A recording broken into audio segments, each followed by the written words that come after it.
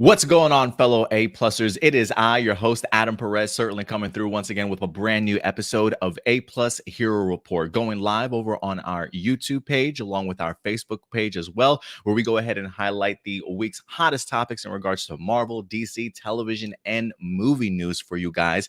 Discuss it amongst ourselves and then throw it to you guys and kind of get an idea of how you guys are certainly feeling about some of the topics that we certainly talk about today. So thank you very much for certainly joining us. Happy belated Thanksgiving, ladies and gentlemen. I hope everybody had a fantastic time, not only with their family, but hopefully their friends and any loved ones that they got the opportunity to spend it with, as Thanksgiving was, in fact, this past Thursday.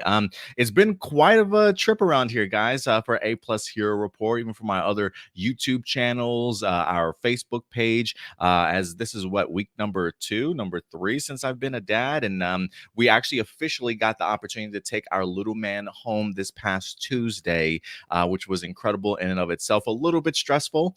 We definitely have already dealt with our few restless nights. So if you start to see me more and more with bags building under my eyes, you know exactly where that's certainly coming from. But you know what? Coffee is certainly going to get me through today's episode, along with my co-host certainly joining me here today. As always, certainly coming through, Stuart Branscombe. What's up, Stuart? What's How's it going, man?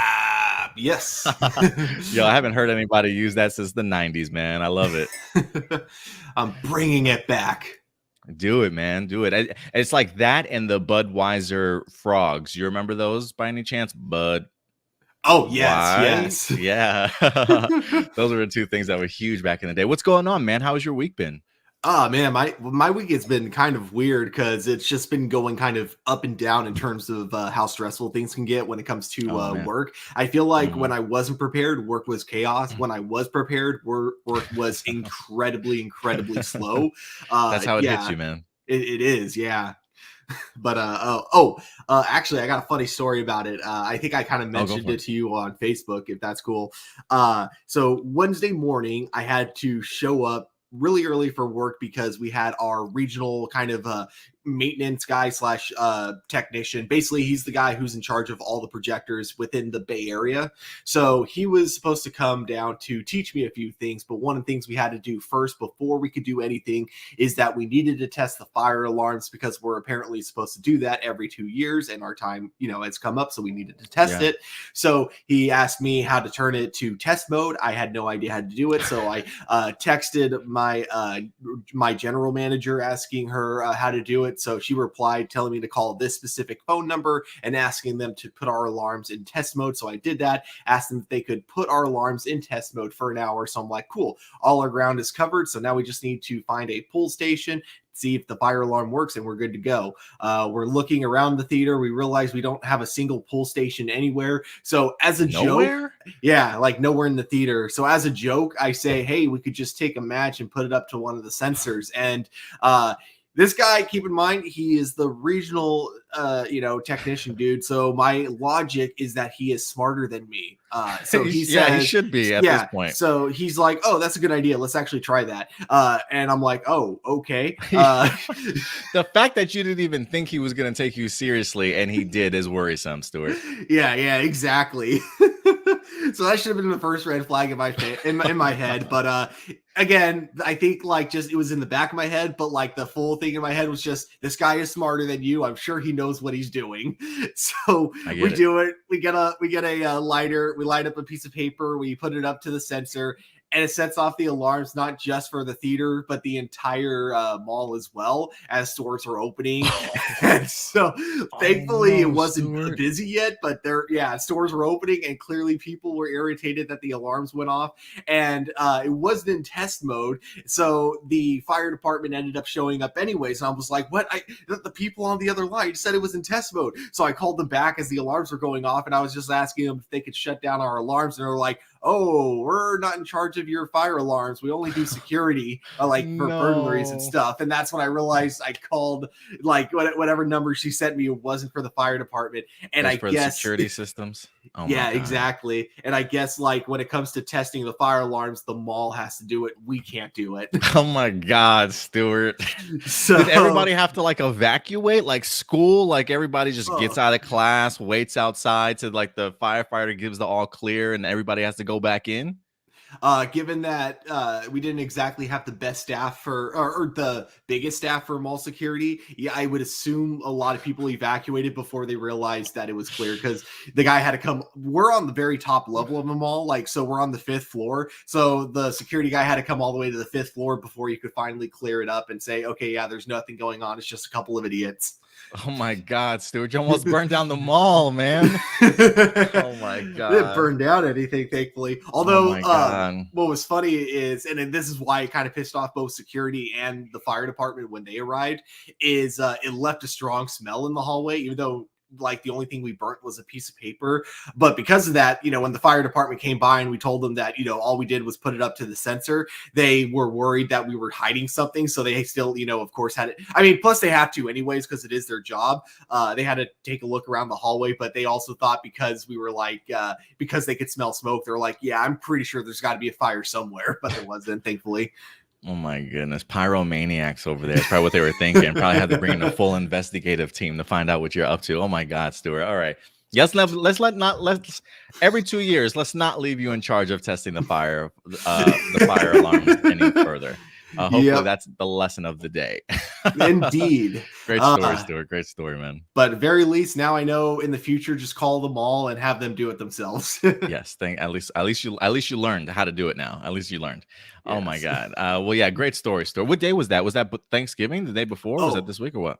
Actually, this is the funny part. It was Wednesday morning, and that ended up being the busiest day this week. Both Thanksgiving and Black Friday were really slow, and I was going in prepared, for it to be absolute like chaos and just a giant, like, I expected it to suck, but I think because Thanksgiving Day, what helped us is that last weekend there was this weird break-in at the mall where like everyone was like breaking into all sorts of, there was basically a big riot going on with a lot of looting, and because of that they had to board up the entire mall. So during Thanksgiving, when the mall was all boarded up, I think a lot of people who wanted to go see a movie thought we were closed. So because of that, Thanksgiving Day ended up being extremely slow. I can imagine, man. I can imagine. Well, great story, Stuart. Great story to kick off the episode for sure, man. So I appreciate you sharing that. Let's see here. All right, guys. You guys know how we do around here. Before we get into some of our main topics for the day, we got 6 for you. Some Marvel, a few Star Wars, actually. So should be rather interesting evening or afternoon, I should say, getting into some of these stories with you guys. But we got some honorable mentions, I think. Stuart, do you have any honorable mentions at all? Or was your story your honorable mention this week? I guess the only real honorable mention I have is everyone who's watching this should check out Flash Armageddon, because it's surprisingly good, and I haven't felt this way watching The Flash since like season 2. Oh, okay, that's pretty awesome. I have not had the opportunity to check it out, man. I'm behind on that. I watched only 1 episode of Hawkeye. There's some great stuff that just dropped over on Netflix. I haven't had the opportunity to check out, man.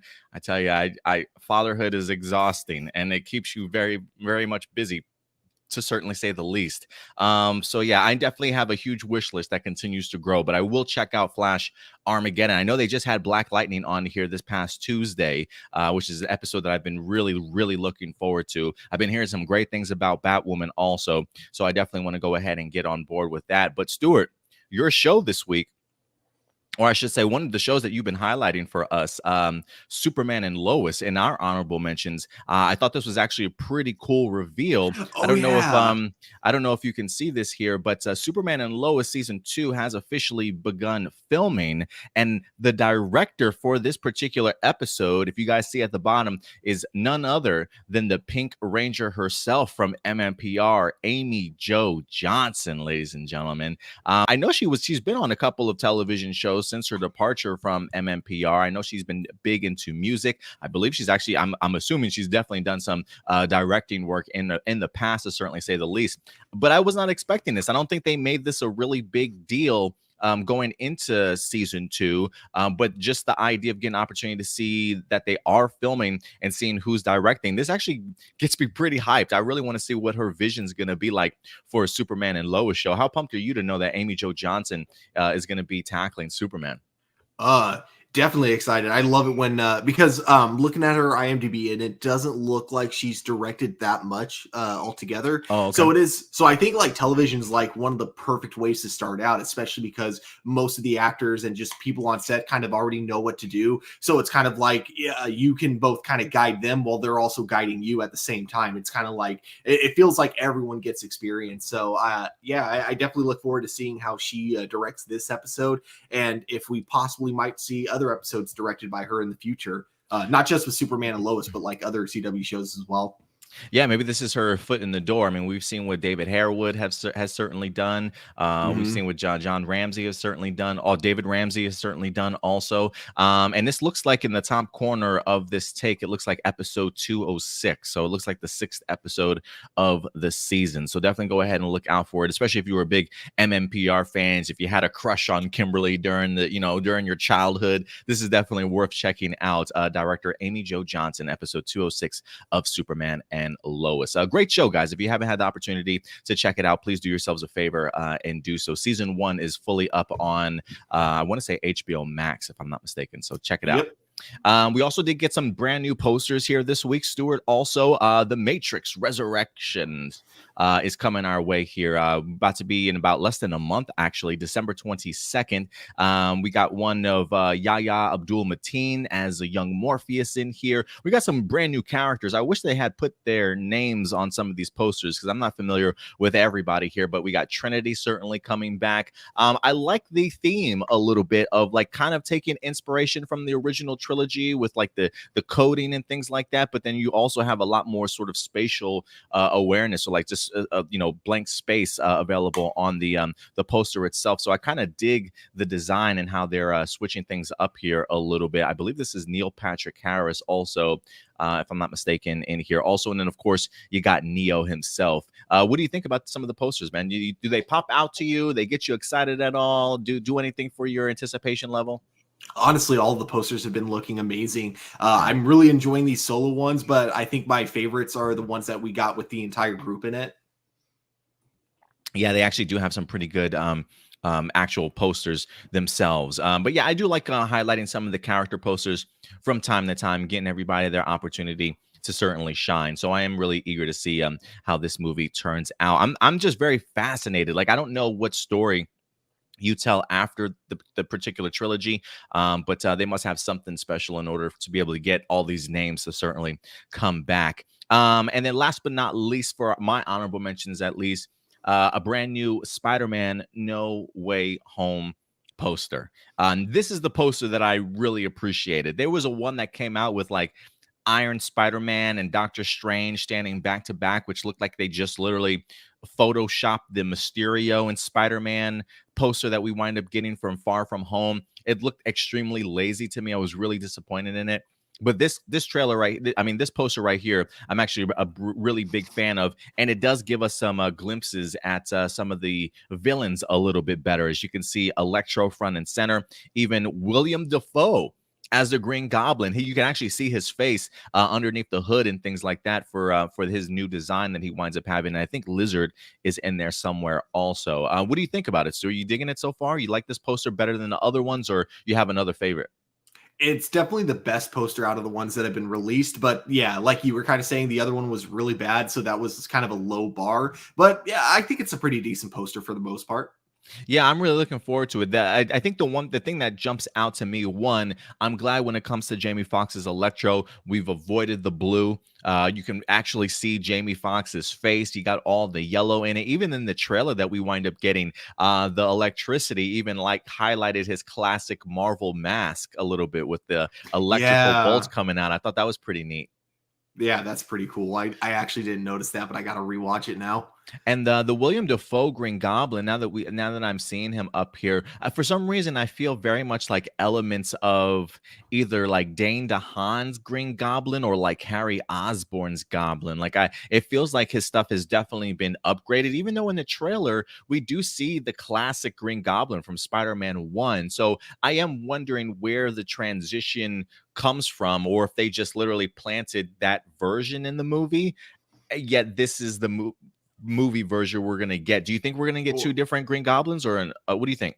What I think it could be is the trailer itself lying to us like Marvel always does, and probably we're not going to see that very classic Green Goblin suit in the movie. It'll Ooh, just be a new version, a new or version. it'll be like, you know, an updated version of one of the two that we've already seen.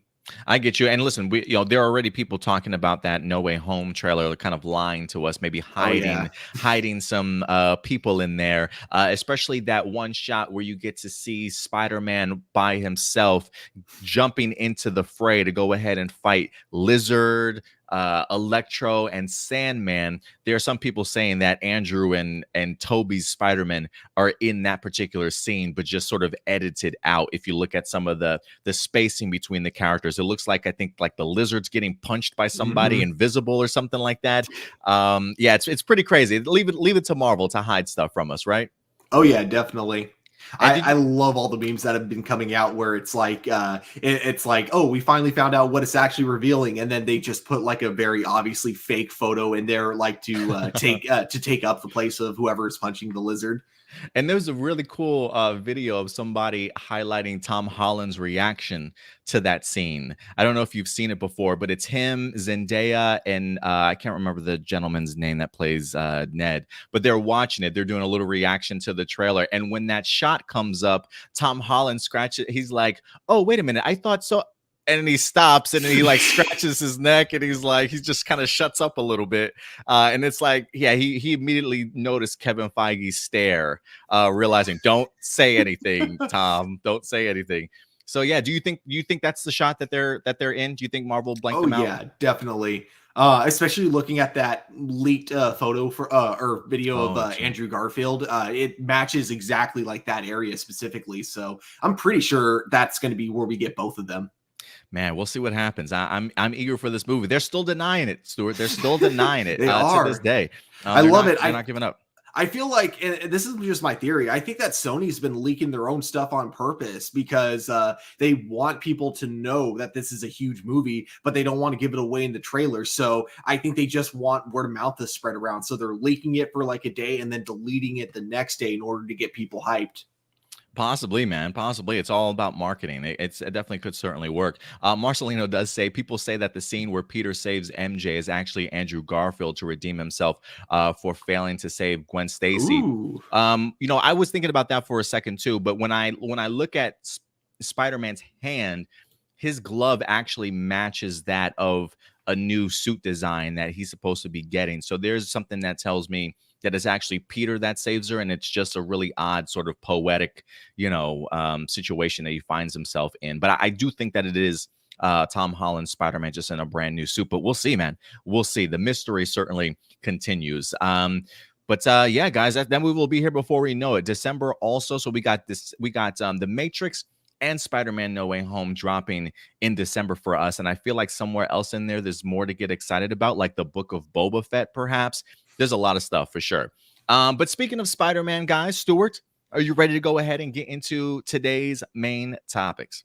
Always. Awesome, dude. Let's go ahead and dive right in. We're going to go ahead and kick off with Marvel, shall we? Because this past week, Tom Holland certainly did get himself some huge spotlight being represented over in GQ as this man continues to grow. It's pretty incredible to see where Tom Holland's career has definitely come over the years. The first film I ever saw him in was The Impossible with Ewan McGregor. I think it's in regards to a true story about a tsunami that winds up hitting with a family over on vacation. Tom Holland winds up playing the son, and that was my first opportunity getting to see what this kid can certainly do in front of the camera, and he was incredible in that movie. And Tom Holland continues to be a stellar actor in any movie that he definitely continues to join up with. But to see his continued growth from that all the way up here to Spider-Man, seeing that the guy's like 25 years old as of right now, just growing in front of our eyes as this particular superhero.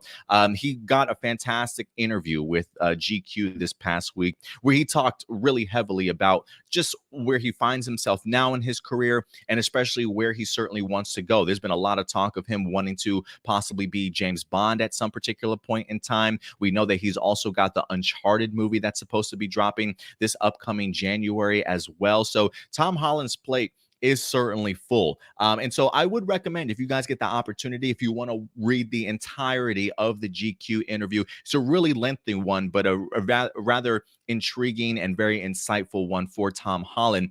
But during that interview, Stuart, there was a paragraph or two that really jumped out at me that I wanted to go ahead and discuss with you, because it really does come down to what is the future of Tom Holland when it comes to being Spider-Man. I think we sometimes like to think that Tom Holland's going to be around forever, and this man is not going anywhere in regards to what he's going to be doing on the big screen for the MCU. And that might be changing, Stuart. Let's go ahead and dive into this article, man, and certainly talk about it a little bit. So, again, this is from GQ Magazine.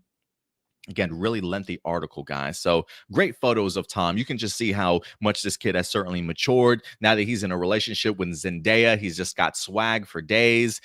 She definitely clearly has certainly influenced him. I don't want to say influenced his whole entire life or anything like that. Tom Holland's clearly his own man. But in the interview, he definitely talks very highly of Zendaya, how she's definitely given him a different, outlook on life, and just how he certainly approaches certain things in his lifestyle as well. So let's go ahead and scroll all the way down, because it's literally the very last paragraph of this article, Stuart.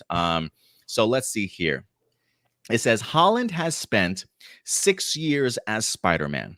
If he chooses to, he could easily do another 20.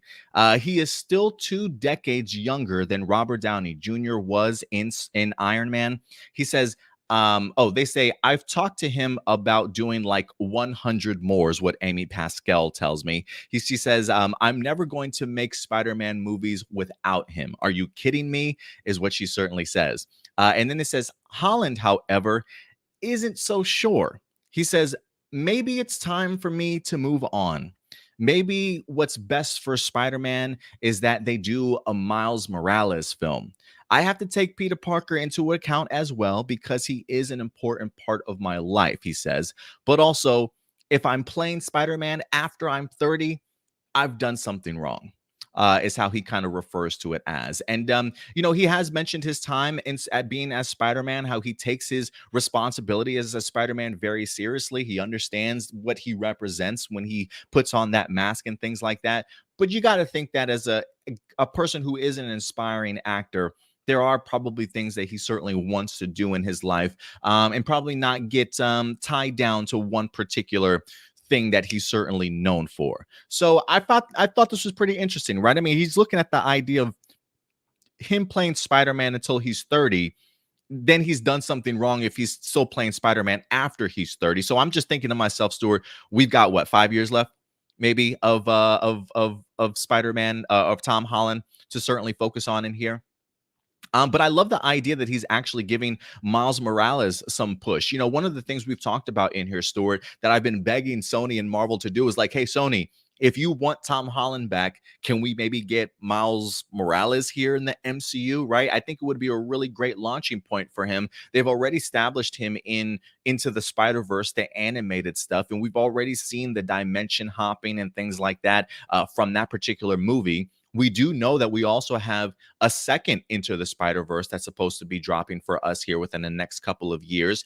I think the way that they've been playing with the multiverse and dimension hopping and things like that, if Tom Holland does continue to play Spider-Man to some capacity, because honestly, even in this article, he mentions that he doesn't really have anything on his docket when it comes to Spider-Man. He does not know what the future holds for him, and he has mentioned that in several different interviews already. So it doesn't seem as though he has a contract right now to play Spider-Man after this particular movie winds up happening. So the idea of, listen, maybe Into the Spider-Verse sequels in some way, shape, or form launches Miles Morales into the MCU. I think something like that would be pretty intriguing. Maybe they introduce Miles Morales in, say, like a Sony movie also. I think we could probably still get ourselves a couple of more Spider-Man movies with Tom Holland, sort of in the realm of what maybe Lucasfilm and Disney did, in the sense of like a passing of the torch, right? The idea of, look, we still got Tom Holland. Now this guy's in college. Maybe he's establishing his tech company. Who certainly knows? But maybe somewhere along that way, there is sort of a passing of the torch and we get introduced to a Miles Morales, and Tom Holland helps sort of launch Miles into his own series of movies. Because, Stuart, it's going to happen. It's going to happen. I think Miles Morales at this point is too popular of a character. Maybe 10 years ago, we might have felt a little bit differently. But I think with the success of Into the Spider-Verse, his comic books continuing to be quite successful, he's got his own damn video game. There is a hunger out there for a Miles Morales. So let me ask you the question here. Tom thinks if he's doing something wrong, if he's playing Spider-Man after 30, do you expect him to still be playing Spider-Man after 30? And what do you think about his comments about maybe giving Miles Morales his time to shine? Yeah, I definitely think that now is kind of the time to introduce Miles Morales, now that we got like the Spider-Man trilogy. I don't know if that's what the MCU Spider-Man was going for, but we got a trilogy out of it. So I think like after you do a full trilogy, that's kind of the perfect time to pass the torch. So I think now would be the best time to have a Miles Morales within the MCU.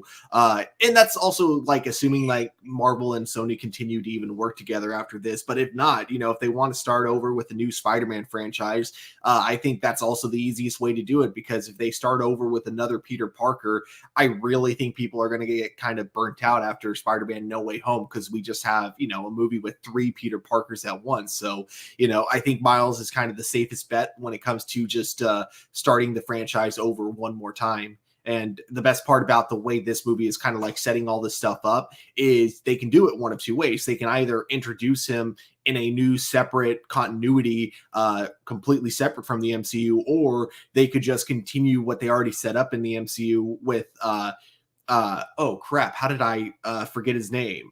Donald Glover, being the Prowler, and then just having Miles Morales be the main character with Donald Glover as kind of the villain.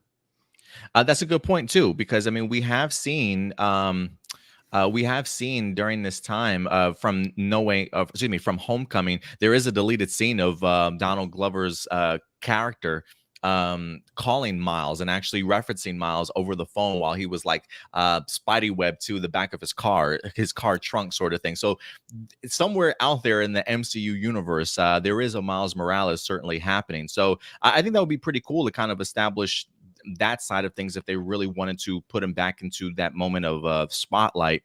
So I definitely agree with you there. A part of me still, Stuart, would like to see Tom Holland maybe play in the Sony playground a little bit with what they've established. I mean, they still have the Morbius movie that's certainly coming out. We've got Kraven the Hunter that's certainly been established. I mean, listen, nothing wrong with establishing villains for your Spider-Man less universe as of right now, but there's a part of me that thinks I would think that you would want to bring Tom Holland over at some point to play with those villains that you've certainly established. And we've heard for years, Sony really wants to go ahead and do this sort of a Sinister Six. Now, I don't, whether or not they ever pull the trigger on that or not, I thought No Way Home was going to kind of be that Sinister Six, but I don't think we have 6 villains in this movie. I could be absolutely wrong, though.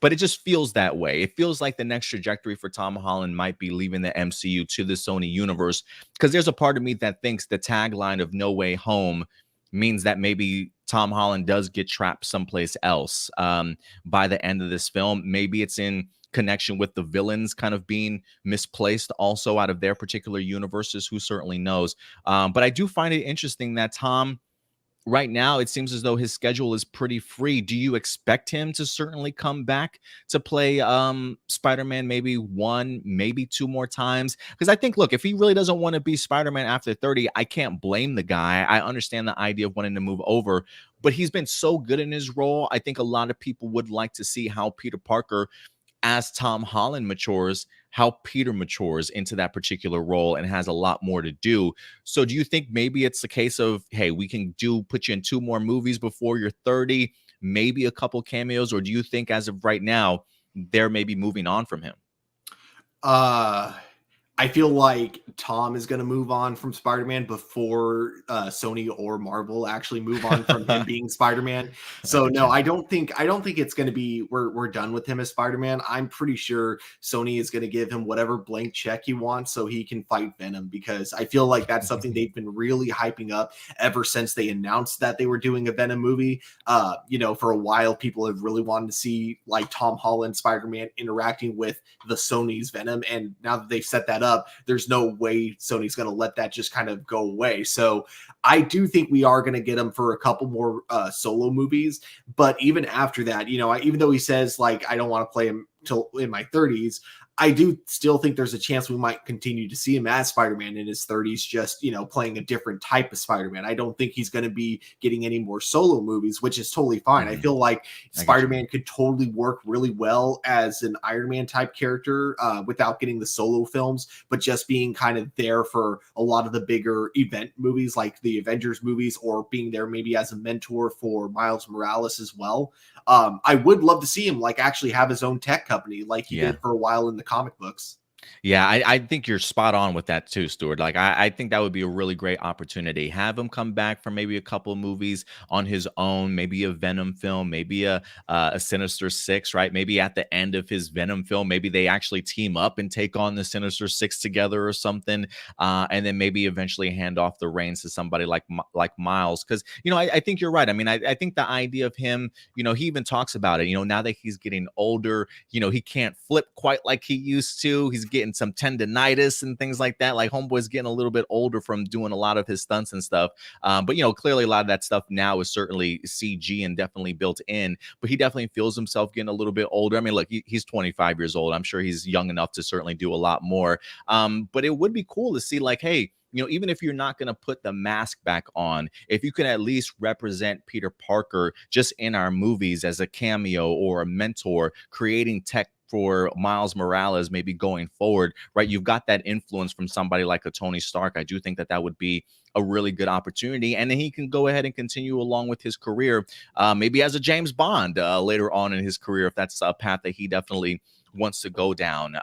So yeah, I agree with you, Stuart. I do think that we're going to get more Tom Holland. It may just be in a different way than we expect, because I feel like Tom has even mentioned this in past interviews, the idea that, look, if you do see some of these characters again, it may be very different iterations of them, right? I think it would be cool if Sony decided to pull, like, look, we've seen a Spider-Man movie, we've seen an amazing Spider-Man movie, give me a spectacular Spider-Man movie, and then I'll be ready to go.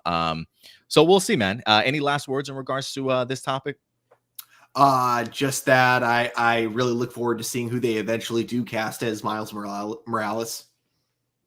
Yeah, and I guess that's another question. I mean, if anything, I would absolutely love to see Miles on the big screen. Again, he's been getting so much more focus over the years. For a while, it was one of those things, you can't really bring Miles to the big screen, right? Because of the fact that, nobody knows him. When people think of Spider-Man, they automatically go to Peter Parker. And I don't think that's just necessarily the case anymore. I mean, maybe the general audience still kind of looks as Peter, but I think when you've got a big video game of his, a big blockbuster film, and Into the Spider-Verse, he's definitely garnishing awareness. Do you think that's something that Miles will have in Sony, or do you think that's something that will happen over in the MCU? That is a good question, and I have no idea, because I hope it's the MCU, man. I hope so. I hope so. Sony and Marvel can continue their current relationship, Mm-hmm. even if they can't make it like an expansive contract, just every 5 years renegotiate something that's fair for both teams, not just one over the other.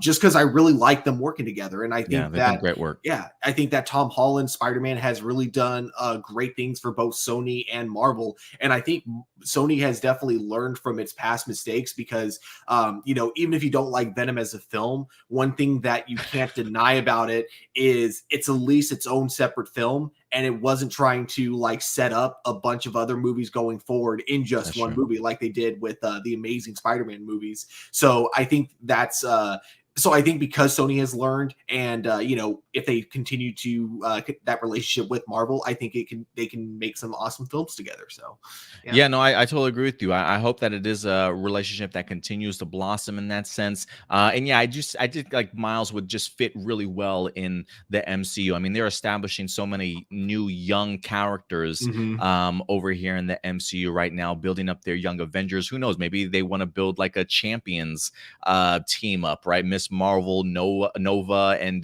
Miles Morales, Spider-Man, or something like that. I just think the possibilities are endless with Miles over in the MCU. So we'll see. We'll see how No Way Home goes. We'll see where it leaves us at the end.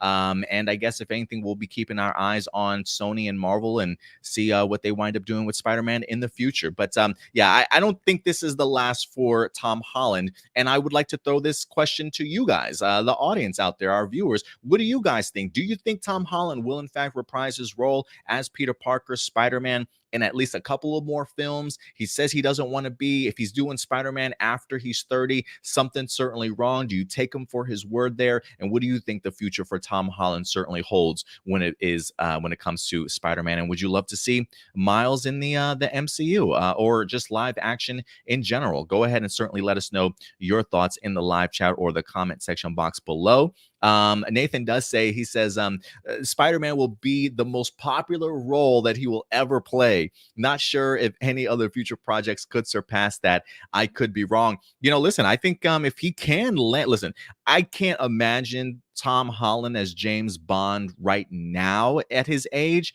but maybe in like 20 years, maybe 10 years, when he's 35, maybe 45.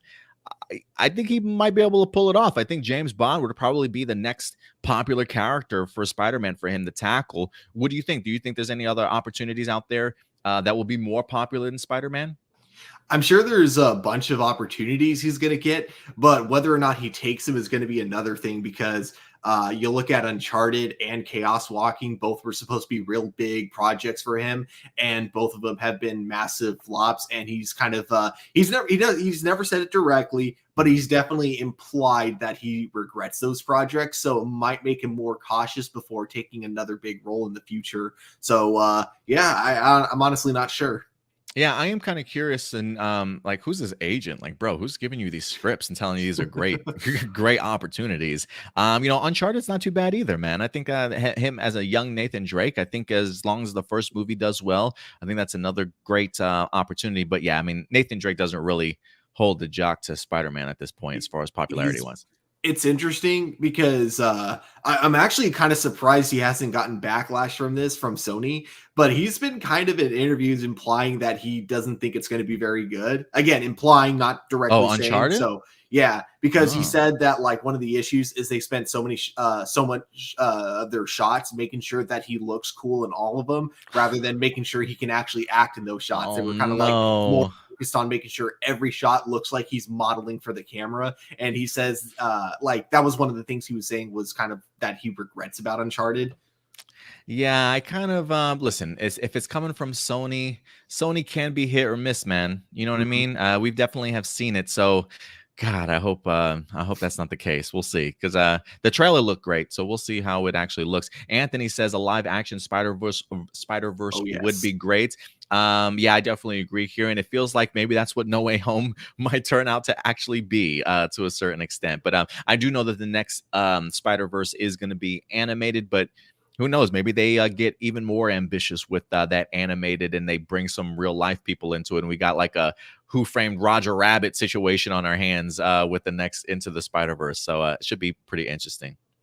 And then last but not least, Marcelino says, I understand that Tom Holland wouldn't want to be typecast, so maybe we should get another Spider-Man like Miles, Gwen Stacy, 2099, or Spider-Man Noir. I would love a Spider Noir movie. I honestly would love any of those, Marcelino. I truly would, especially 2099. If I can get like a limited series somewhere on HBO Max or like Netflix or Amazon, I would eat that shit up in a heartbeat. Gwen Stacy's with Spider-Gwen, give that to me too, man. They've got so much potential and so many opportunities that they can really build and have some fun with these characters, because they are pretty popular. And I think you can they might not be like super well known to the general audience, but neither was, Iron Man and Captain America when they first kind of started out, and look where they're at now. So you got great characters. Use that to your advantage, especially with streaming services these days. If you don't feel comfortable in backing these movies with like a 80 or $100 million budget, you know what I mean? Mm-hmm. Hey, Sony, if you ever need someone to help you with a Spider-Man noir kind of movie, let me know, because I've had this idea for like a Nicolas Cage Spider Noir film, live action, but played totally straight. Oh, okay. I like it. And Marceline was calling me out for my HBO Max. You're right. I'm just throwing out streaming services, man. I don't know what, like, Sony doesn't have their own streaming service, do they? No, they don't. They maybe, pretty much just license their movies out to different streaming services. Yeah, so maybe Hulu, I don't know, maybe Amazon. You get what I'm saying, Marcelina. You get what I'm saying. All right, guys, but let us know your thoughts in the live chat or comment section box below after this particular video airs. All right, Stuart, you ready to go ahead and get on to the next topic? Yep.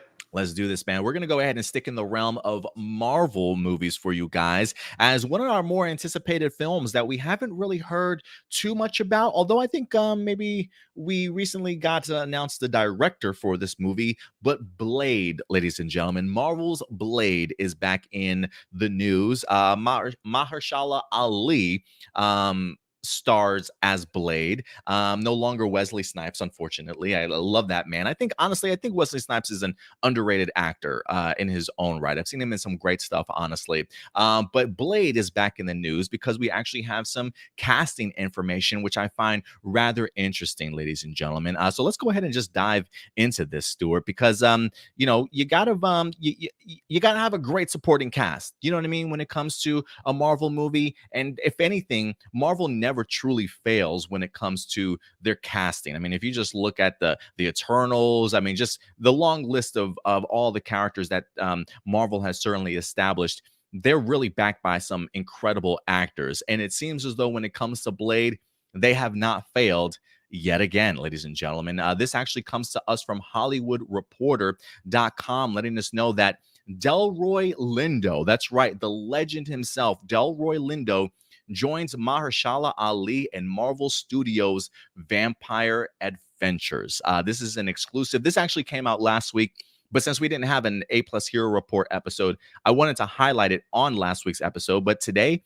seemed like perfect timing. It says, Delroy Lindo, currently shooting up bad guys in The Harder They Fall over on Netflix, is in final negotiations to join Mahershala Ali in Blade. Bassam Tariq, known for directing the rap drama Mogul Mowgli, is in the director's chair for the vampire-centric adventure thriller, with Stacey Osei-Kuffour, who worked on HBO's acclaimed Watchmen series, behind the keyboard on script duties. That gets me relatively excited, honestly. It says, created as a supporting character by Marv Wolfman and Gene Colan, Blade first appeared in Tomb of Dracula back in 1973, becoming a cult favorite. He is a human vampire hybrid thanks to his mother being bitten and killed by a bloodsucker during childbirth. It says plans for a new incarnation were first revealed back at 2019's San Diego Comic-Con. It says no MCU take on the character has been revealed so far, although, and spoiler warning, guys, if you have not seen the Eternals, spoiler warning, cover your ears, just like this. It says, though Ali's voice can be heard at the end of Eternals and a post-credit tease. Also unclear is Lindo's role, although he's the first actor to board the project other than Ali. According to the sources, the project is due to begin shooting in late summer 2022. So yeah, Lindo is a veteran actor who enjoyed a resurgence thanks to his commanding performance in The Five Bloods, Spike Lee's war drama that also starred Chadwick Boseman. He's known for his key roles in movies such as Get Shorty, great film, Gone in 60 Seconds, another great film, and his work with filmmaker Spike Lee, which includes Clockers, Crooklyn, another great film, and Malcolm X as well. And if you haven't had the opportunity to check out The Harder They Fall, guys, on Netflix, please do yourselves a favor. and check out that movie. I absolutely loved it. I don't know if you've had the opportunity to check it out yourself yet, Stuart. If you love westerns, this is just like a black western with swag, my guy. Honestly, I mean, it's got Chadwick Boseman, Elba, R.J. Seiler, Regina King, Delroy Lindo. I mean, the list goes on and on in regards to some amazing actors and great performances, great action, great music. Do yourselves a favor, check out The Harder They Fall, and you'll see exactly why I'm super pumped to have Delroy Lindo join this movie. So, Stuart, I'll pass this over to you first, man. This is outside of Mahershala Ali himself. This is, in fact, sort of our very first action, or I should say, actor that they've decided to go ahead and bring in and announce. How excited are you for this? And do you think he's going to fit into this movie well? No doubt he's going to fit into this movie well because, again, Marvel never messes up with casting. But yeah, definitely. I got to be honest though, I don't think I've seen too many movies with him. I do plan on watching The Harder They Fall because that actually does look really cool. But yeah, as far as like looking back on his other movies to judge what kind of role he's going to be playing, it's really hard. So I'm just going to predict he's either going to be, because a lot of times like the first thing that gets cast after the main hero is either the main hero's like mentor, sidekick, or the main villain. So I'm predicting he's either going to be the main villain or he's probably playing Blade's mentor from the Whistler? trilogy. Whistler, right? Yeah. So I feel like he's going to play one of those two roles if I had to guess. And I could see him pulling off either role really well. Yeah, I'm right there with you, man. I think if anything, I'm very much under the impression, and they haven't told us who he's going to be cast as, but I'm definitely feeling his mentor here. I could definitely see that certainly happening. And one thing that I realized doing some research in regards to this the other day, Stuart, Whistler, I think in the comic books isn't even his traditional mentor. I think they actually changed it for movie purposes and actually made Whistler his mentor. Whereas in the comics actually has another gentleman by the name of Jamal Afari. Jamal Afari actually was Blade's first mentor, teaching him how to go ahead and hunt vampires, as Jamal was a vampire hunter himself, living out in Harlem, getting introduced and things like that. As you can see here, him killing some vampires in this final page at the bottom.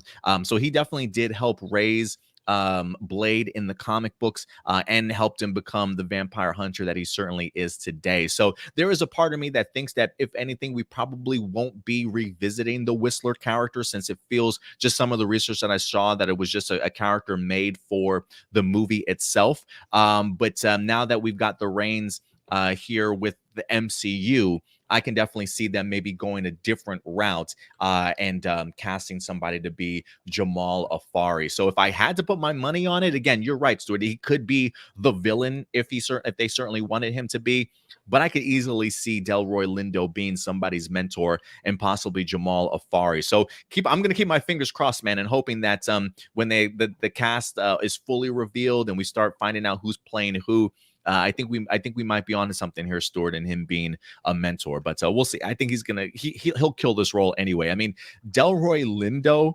opposite of Mahershala Ali, give that to me every day of the week, man. I think those two alone would kill it, because I think in the first Blade film, Whistler had a pretty significant role. Was he in the second one too, or did he die at the end of the first one? I can't remember. I believe that he was. They kept him alive even though he had been bitten. So like he was around in the second movie, if I'm not mistaken. I think it was that he was dead before the third movie.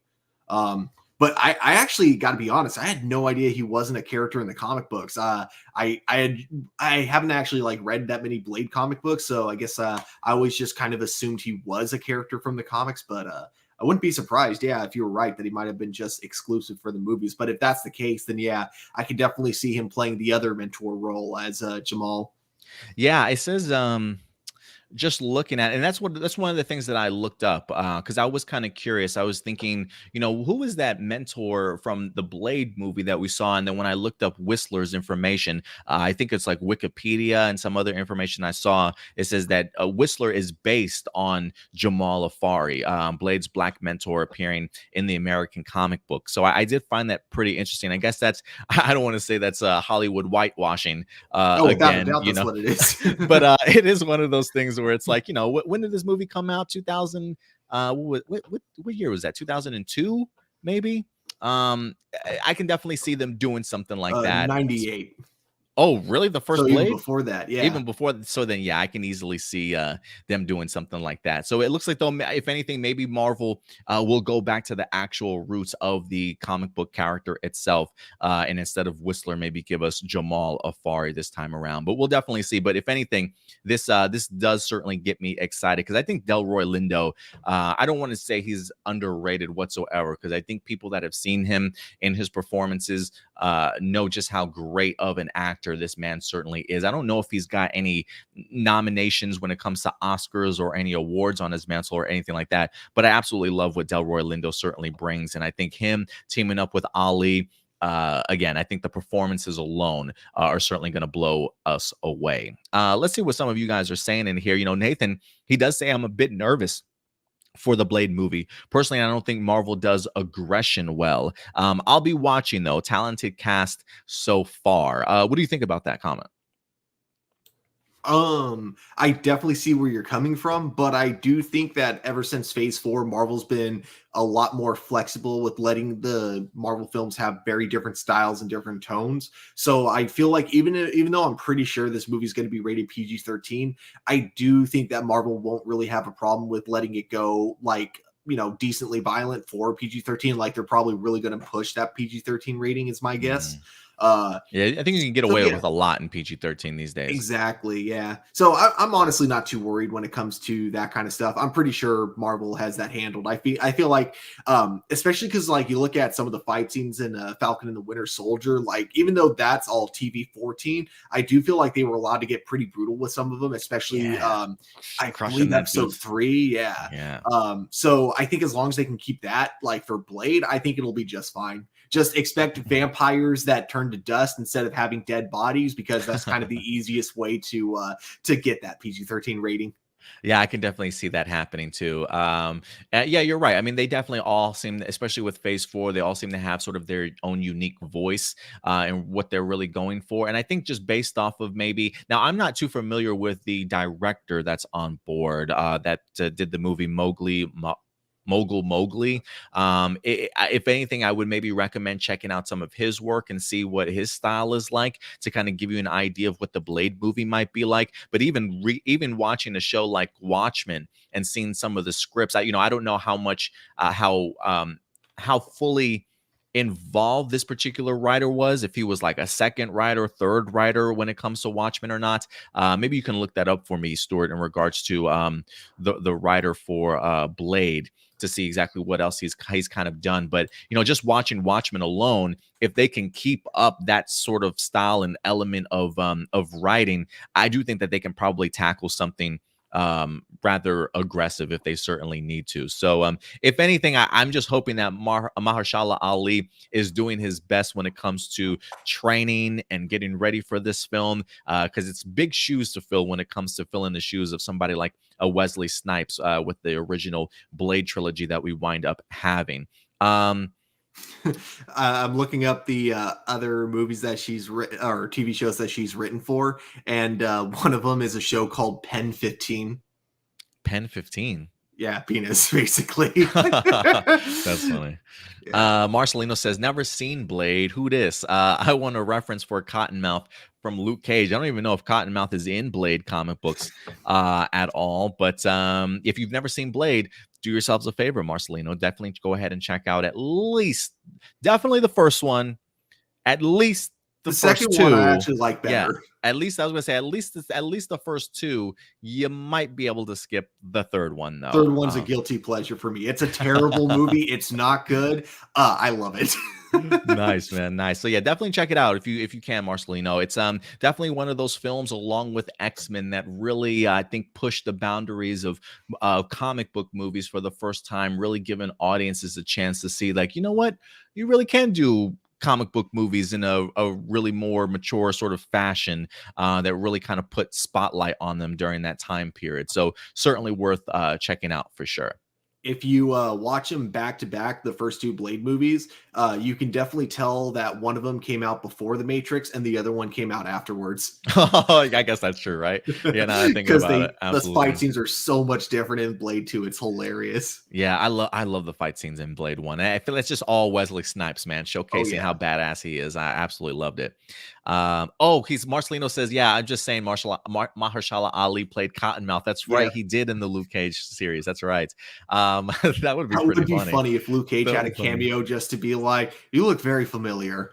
Nah, man, you know what? Make that Wesley Snipes. You know, people have been asking like, hey, can Wesley Snipes have a role in this movie too? Which I think would be pretty cool. Yeah, maybe Wesley Snipes will play Cottonmouth instead. That'd be pretty cool reversal. But anyway, guys, look, let us know your thoughts here. The legend Delroy Lindo is in fact going to be in the upcoming Blade movie. What do you guys think of it? Who do you think he could potentially play? How excited are you for this particular movie? Go ahead and certainly let us know your thoughts in the live chat or the comment section box below, guys. All right, Stuart, I guess it's time for us to move on to our next topic. We're going to go ahead and change course a little bit. That wraps it up for all the Marvel talk for us today. We will jump over to a Netflix topic, though. If you guys are big fans of anime, maybe you are excited for another take on Avatar: The Last Airbender as live action. I don't know. And you just pissed off a bunch of our audiences by calling it an anime. As our viewership continues to drop slowly. But anyway, listen, I know The Last Airbender didn't leave the best taste in people's mouths when it comes to the M. Night Shyamalan take when it comes to the movie theaters. But Netflix probably thinks they've got something special this time around, as Avatar is, in fact, set to go ahead and have a live action series. I want to say a few months back, we probably actually talked a little bit about the actual cast that's been announced for them. Well, ladies and gentlemen, we've got more cast certainly coming for this particular series, Stuart. So let's go ahead and dive into this together, man. Let me see if I can pull this up here. This comes to us from Gizmodo.com. It says Netflix's live action Last Airbender series finally casts Uncle Iroh. It says, we've known the young stars of Netflix's upcoming live action adaptation for The Last Airbender for a few months, leaving fans to wonder who will play Uncle Iroh, the kindly former Fire Nation general turned mentor who travels with Prince Zuko, and one of the most beloved characters in the entire franchise. We have our answer, and that's not all. In a spat of new casting announcements, Netflix revealed Kim's Convenience star Paul Sun-Hyung Lee will play Uncle Iroh, and that's the gentleman right here to the very far left.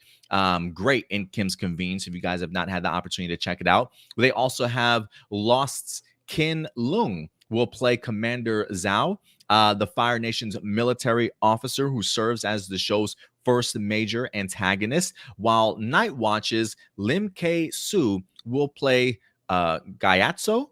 I hope I didn't butcher that.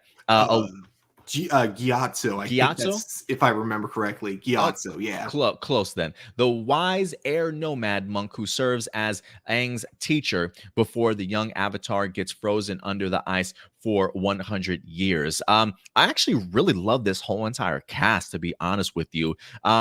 Ken Leung has been in so many great films.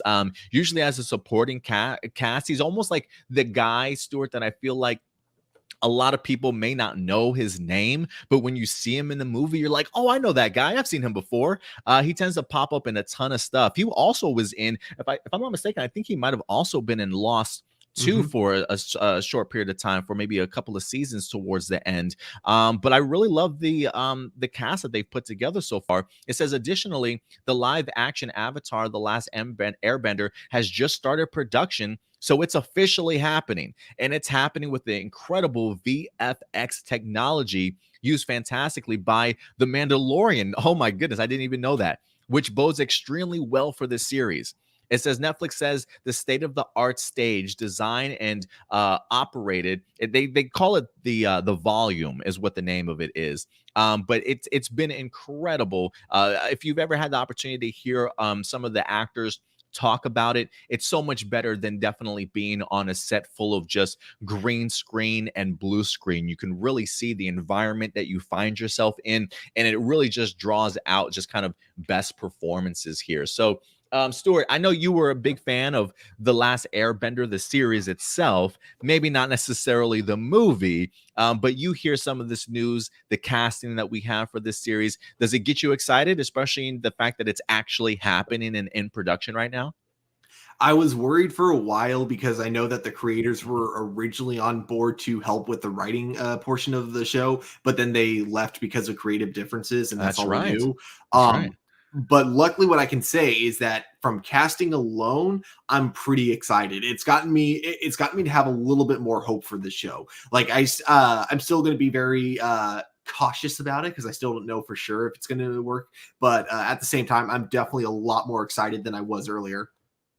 That's good, man. I feel like if you're in a good place, then I think probably in hopefully you've given some fans some reassurance, to certainly say the least. Yes, what's up, my boy Jonathan, certainly coming through, my bestie. He says, go watch the series, Adam. I know everybody keeps telling me. Stuart's been telling me for months now, if not a year or so, to go ahead and check it out. I did dabble a little bit in it. I think I maybe got through like the first 5 episodes or so, and then life just sort of happened. But I did enjoy what I saw. I was actually kind of surprised that even within just some of the heavy topics, or at least just kind of seeing what this young kid has to certainly go through, being awoken after all of these years and realizing like the people that he knew and associated with are kind of gone out of his life. Like, I am kind of curious to see his journey throughout the entirety of this. But it did fascinate me. I just didn't get the opportunity to check it out. But what would you say to somebody like me, Stuart,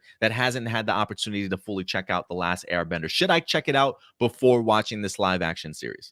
Oh, I would definitely say so. Like, just I'd say maybe like for the first season, just because the first season can be a bit rocky compared to seasons 2 and 3, which are just amazing. Maybe pace yourself with season 1. So maybe like kind of plan to watch an episode like every couple days, or maybe even just once a week, and then just wait till you start to slowly get more into it. And then as season 1 starts to progress, which I think episode 8 is the one that really has the whole show make like a full like kind of flip, because then that's when you get Zuko's backstory and you're like, oh my gosh, this is actually a really deep show. You get like kind of Zuko and Aang's origin stories kind of being told at the same time, and it's one of the most amazing episodes in the series. I think that's when the show really makes a turn and then starts to get incredibly deep. So, once you get to there, I think it'll be a lot more easier to binge. But I will admit, like in season 1, one of the problems is that there are some really boring filler episodes. There are some where I feel like as a kid, it's not too boring because it's very much like it relies way more on its comedy than it does with its actual storytelling. And unfortunately, in some of those episodes, the comedy isn't very good. So, those are the ones that are kind of hard to get through, but they're very few and far in between with season 1. And once you get to season 2, the comedy gets so much better that when you do get those filler episodes, you don't care because you're laughing your butt off so much. Nice. All right. Even Marcelino comes through. He says, Adam, I recommend The Last Airbender as well as The Legend of Korra for your son to watch. You will like it as well, Adam. So you mean I can't just go watch the M. Night Shyamalan movie and get caught up? No? Can't do that? No, I'm just trolling. Wouldn't recommend it. But no, I definitely listen. It is something that has caught my eye. I love the art style. Legend of Korra even caught my eye in regards to the art style.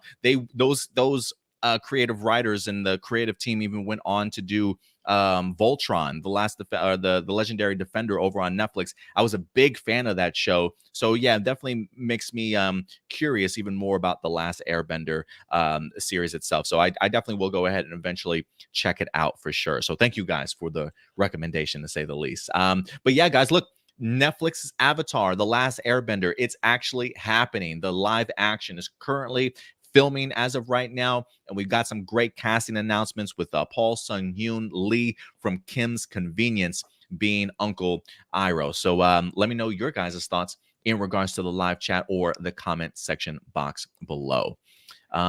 It's really interesting because with Paul Sun-Lee, I'm sorry, I really don't know how to pronounce that middle name. I haven't seen him in Kim's Convenience yet. I think I've only seen him in The Mandalorian, but I can just right. It's so was he just a cameo in that? Yeah, he was a very small role. He was the other pilot with Dave Filoni whenever like you have the two. That's right, the X-wing fighter, right? Yeah, exactly. The X-wing fighter pilot. That's cool. Okay, that's cool. I wonder if he's going to have a bigger role in Rangers of the Republic now that I think about it. But well, they Kathleen Kennedy just shot that down. They're not doing they're not doing her Rangers of the New Republic anymore. They said, if anything, apparently, according to her, they didn't even have scripts ready. Or like full scripts ready. So I'm just thinking to myself, like, if you don't have scripts ready, why are you announcing why are you announcing a show in the first place?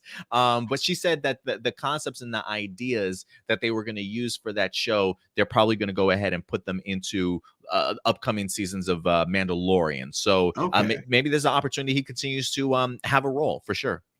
Definitely hope so. But looking at him though, I can just look at him and go, this guy is perfect for Iroh. Like I just totally see it. So I totally see it too. I'm really excited for his casting, I think, more than anyone else's. For the Last Airbender movie, I feel like if you were to just look at any of the cast members without them being in costume, it would be incredibly difficult to try to guess who's playing who. But I feel like with this cast, I wouldn't have that problem. I feel like, I could look at all of them and I feel like I could get a majority of them of who's playing who. That's pretty cool, man. That's pretty cool. So good luck to Mr. Lee. I hope he kills this role for sure. I'm so glad you brought his role up in The Mandalorian, because wasn't he the one that gives Gina Carano's character like the medal or something like that, or the badge, right? I think he was the one that deputized her. Yeah, that's right. Yeah, talking to her, man. That's so cool. That's so cool that he goes from something like Kim's Convenience to a big franchise like Star Wars, and now he finds himself in The Last Airbender. That's so badass to see the trajectory of some of the actors out there. But yeah, guys, again, let us know what you guys think of the casting choices for this series. All right, Stuart, since we've already kind of started dabbling in some Star Wars, we might as well go ahead and finish off with some Star Wars, guys, as we've got 3 Star Wars topics coming your way, because I feel like Empire Magazine has recently unleashed their Boba Fett special edition, getting ready for the Disney Plus series here towards the end of December. So it's almost here. And so with that Star Wars series about to take place, it's almost like a domino effect. You got to start talking about more Star Wars. And that's exactly what everybody started doing this past week. So I guess the first one we should dive into will be Star Wars Ahsoka series, ladies and gentlemen. Now, when it comes to the Ahsoka series, it's definitely going to continue to be helmed by Jon Favreau, along with Dave Filoni. And we've already seen the Ahsoka character in season 2 of The Mandalorian, played by the beautiful and very talented Rosario Dawson, who absolutely killed the role, if you ask me. And she's coming back, guys. Not only, well, I don't know if she's coming back for Mandalorian season 3 or not, but she's getting her own series. And with that comes supporting characters, ladies and gentlemen. And one of the supporting characters that has officially been cast for Star Wars Ahsoka, Stuart, none other than Sabine Wren herself. The last time that I think we saw both of these ladies together, it was towards the end of the Star Wars Rebels season finale, like a post-credit scene, as they continued their search not only for General, was it Emperor, was it Thrawn? Admiral Thrawn. That's what it is, Admiral Thrawn, along with as Ezra himself. So let's go ahead and dive into this article here, because casting for Sabine Wren has happened, ladies and gentlemen. This is from Deadline.com saying Natasha Liu Bordizzo is set to play Sabine Wren in Disney series. And Stuart, just from this photo of her alone, she looks like Sabine Wren. It's pretty crazy how much she looks like her. Exclusive. It says Natasha Bordizzo from The Society has been cast as a lead opposite Rosario Dawson in Disney Plus's limited series Ahsoka, a spinoff from the streaming hit series The Mandalorian. I have learned. I hear Bordizzo will be taking on the character of Sabine Wren from the Star Wars Rebels animated series. They did not return emails seeking comments. Surprise, surprise. It does say that Dawson stars as Ahsoka Tano in the limited series after making Clone Wars and Rebels characters live action debut in The Mandalorian.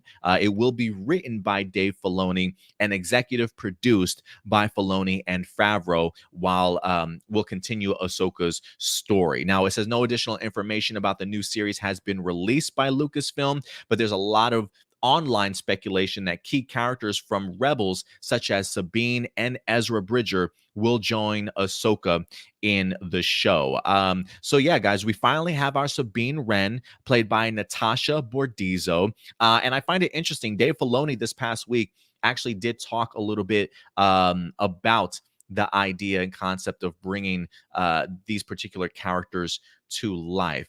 Give me a second here. I'm trying to see if I can pull up what he says. It says, speaking to Empire, Filoni mentions, it says he opened up about the progress on the show, which he's currently writing. He says, it's thrilling, I got to tell you, on the scripting process. It's something you imagine doing for a long time, and then it's kind of startling when you're sitting there and now you actually have to do it.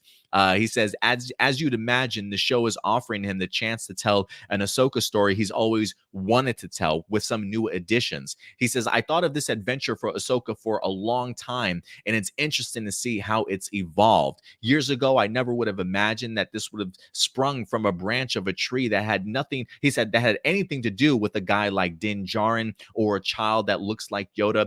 It's a great lesson for me on how, when you have other creatives like Jon Favreau, they can help lend such dimensions in depth to what you're doing. And I'm really glad to hear that from Filoni, Stuart. It's one of those things where, you continue to see just how great of a collaboration Dave Filoni and Jon Favreau certainly are. Some people will hate this, but shout out to Kathleen Kennedy for being the smartest person in the room that day to say, you know what, Dave, let me go ahead and bring you over to this John guy. Or, hey, John, you know what? Let me bring you over to this Dave guy. I want to see you two kind of work together and see what you can come up with. And boom, now we have Star Wars as successful as ever when it comes to Disney Plus television, to certainly say the least. So I love the fact that somebody like Jon Favreau has given Dave Filoni that sort of outlook in regards to how he's tackling his Ahsoka story here. And I'm really excited for it, man. I mean, it is kind of crazy to see that Dave Filoni's vision has really continued from so far back in the Clone Wars, making his way here to Star Wars Rebels, and now in the Mandalorian and an Ahsoka series. And for a character that him and George wind up creating solely for the Clone Wars series, really having established herself as a mainstay in Star Wars and continuing to get more and more popular in regards to Ahsoka, I'm really thrilled that we've gotten this far, honestly, to kind of see a lot of these characters' story told. The idea of even getting an opportunity to see a grown-up Ezra Bridger, never thought I'd get the opportunity to see that. I thought his story would have been completed in Rebels, and even the idea of the cliffhanger we got from the season finale, a part of me thought to myself, he's just going to do another animated, right? But the idea of getting to see these characters brought to life in live action, especially somebody like Sabine Wren. I remember when people thought that Sasha Banks from WWE over in The Mandalorian season 2, I know some people were thinking maybe she was going to play Sabine Wren, but now we've got our Sabine here. I will be curious to see exactly the time period in which this particular series takes place. Does this take place before that post-credit scene from the Star Wars Rebels finale, or is this going to take place after that, and they're in search of Ezra along with Thrawn also. I'm just pumped that we're actually getting ourselves a live action Ahsoka series, and these characters continue to tell their stories in live action form. But listen, I'm not worried about this series. I feel like it's in great hands already. I'm kind of curious to know how many episodes Dave Filoni will actually direct himself, but if he's writing it and executive producing it with Jon Favreau, we're definitely in good hands here, Stuart. But let me go ahead and throw this over to you. Natasha Bordizzo set to go ahead and play Sabine Wren and Ahsoka. You also hear some of Dave Filoni's comments about this particular series. What are your thoughts in regards to it, Stuart? I think if we got Dave Filoni and Jon Favreau behind it, I have nothing but high hopes for it, of course, even though I don't really know too much about the actress.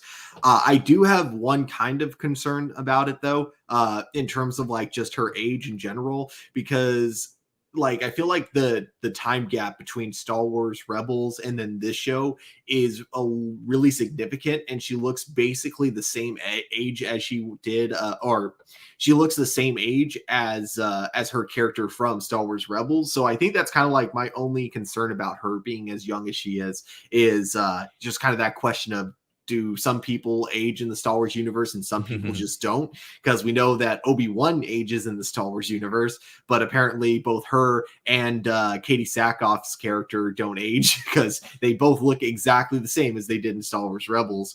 That's my only like real nitpick about it. I do, like you said yourself, like they look like so identical. Like when you look at her side by side with Sabine Wren, like it's kind of a really good casting choice that they did there. So she looks like she's going to nail the role, just looks alone. So I'm really excited. But again, it's kind of the age thing that I find a little bit weird about it. But that's just me nitpicking. How old is she? Does it say what her age is when you look her up? She's a year younger than me, 1994. What's that make her? 27 or 26, I believe. I wonder how old Sabine is in the series then, in Star Wars Rebels. I gotta think she's kind of young, right? Because the only reason why I say that in the series is because isn't there like a mutual attraction between her and Ezra, or at least Ezra really? has like a crush on her, I thought, or maybe liked her. I don't know. Maybe I'm wrong in that regards. I always thought it was like one-sided, like Ezra liked her. Yeah, I mean, maybe that could be the case, but I mean, for me, I guess a part of me thought, well, maybe if Ezra kind of liked her or looked at her a certain way, maybe I thought she was like in his age range somewhere. You know what I mean? So, Yeah. I really don't know how old Sabine is in this series, though. Yeah, I guess I'd have to rewatch Rebels because I honestly don't remember how old she was in it. I thought she was an adult, but I could be wrong. But if that's the case, then yeah, actually, I do take that back though. If she was supposed to be like Ezra's age, then yeah, I could definitely see her pulling that role off really well. Because The Mandalorian is what, 5 years after Return of the Jedi, Yeah. and Star Wars Rebels is just before A New Hope and Rogue One. So I'm trying to do the math in my head as to how many years had certainly passed since that moment. I got to think maybe what, like 10 to 15. Looking up the Star Wars timeline now because like there's so many timelines that tell you when each show takes place. I feel like I can just because I think in between A New Hope and Empire is like a year or two. Maybe it's maybe like a year, and I think maybe between Empire and Return. No, I think Empire and Return is like a year or two. Yeah, so it's like a year between it's a year between Star Wars Episode 4 and 5, and then a 3 years between right? 5 and 4. So it'd be 4 years after that. So plus so 5 years after Return of the Jedi for the Mandalorian series. Yeah, that's about 9 years altogether. 9 right? years or so, yeah. And then I guess maybe about another year before A New Hope. So yeah, about 10 years or so. Okay, I think that's probably in there. I need to rewatch Rebels if she is supposed to be like kind of on the younger side, but if she's supposed to be that young, then yeah, never mind. I completely take that back. And Marcelino does say, he says at the end of the series, Sabine is either 18 to 20. He says, "Oh, my bad, she's 21." I don't know. I'm assuming he Googled that real quick. I'm not quite sure either, but I think the I That would think make her 30 in The Mandalorian, which means, yeah, that's actually not a big time or a big age difference. So, yeah. yeah, I think they could Yeah. probably make it work. I think she'll look great. I'm excited for it. This is definitely a story and a path of characters that I definitely want to see how this transpires. So kudos to Dave Filoni for getting the opportunity after all these years to continue Ahsoka's story. And Marcelino Vasquez says, Ahsoka is probably my favorite character in Star Wars. I grew up watching her in Clone Wars during my childhood. You're definitely not alone, Marcelino. Trust me when I say I hear that quite often. It is pretty cool, especially as a Star Wars fans of the original series myself, to kind of see just really how impactful all these other, whether it be the prequel trilogies, whether it even be the sequel trilogies for some people, or maybe even just the animated stuff in between all that have really have had people have had impact on the fan base and things like that. And Ahsoka has definitely become a fan favorite amongst many. So casting continues for the series, guys. I think outside of Book of Boba, this is probably one of my other really anticipated series that we're going to be getting, along with even the Acolyte series, Star Wars. I'm kind of really intrigued to see what that's definitely going to be like. But guys, I want to know your thoughts. You hear Dave Filoni talking about the progress when it comes to him writing Ahsoka, the idea of really how he's included Ahsoka with the Din Djarin and the Baby Yoda or Grogu sort of storyline and things like that. Now we've got Sabine Wren finally cast, who is a character, mind you, Stuart, I've really been wanting to see come live action just because of her style, her swag, that paint job on her Mandalorian armor. I got to see that in live action. But then just really her impact in general from Star Wars Rebels. So you know what, Stuart? Maybe you and I both need to go back and do a little bit of a rewatching of this series and get caught up again before this series winds up dropping. Star Wars animation is fantastic. If you guys have not had the opportunity to check it out, please do yourselves a favor. It is really funny, though, to look back on Star Wars The Clone Wars, because when the movie originally came out, I had absolutely no interest in it. I thought it was like, okay, cool. Star Wars is now just going to go for a really young audience from now on in the future. So it's no longer for me. So I just kind of figured, whatever. I have the original trilogy and I have my guilty pleasure, the prequel trilogy. That's all I need. And then I think it was before episode 7 came out, I revealed, someone was like mentioning how the Clone Wars is still canon. And I was just kind of like, why would they keep that garbage canon to throw everything else out? And that's when I got like the looks from all the Star Wars fans, like, excuse me, what did you say about the Clone Wars? And that's when I decided to actually go and watch it, give it a chance. And while it took me a minute to get into, because the first 2 seasons aren't the best, it gets really good, and it became like, one of my new favorite shows within the Star Wars universe. Definitely. Yeah, I definitely agree. And for me, same thing with Star Wars Rebels. I wasn't quite sure what to expect going into it. I didn't really know any of these characters, but it continues to hold up as like one of my favorite animated series that Star Wars has done. So I would definitely recommend you guys check out any of the Star Wars animation stuff. Honestly, maybe Star Wars Resistance. Maybe you can stay away from that. I tried. Yeah, I did the first season. I think I tried to do it. I think I went to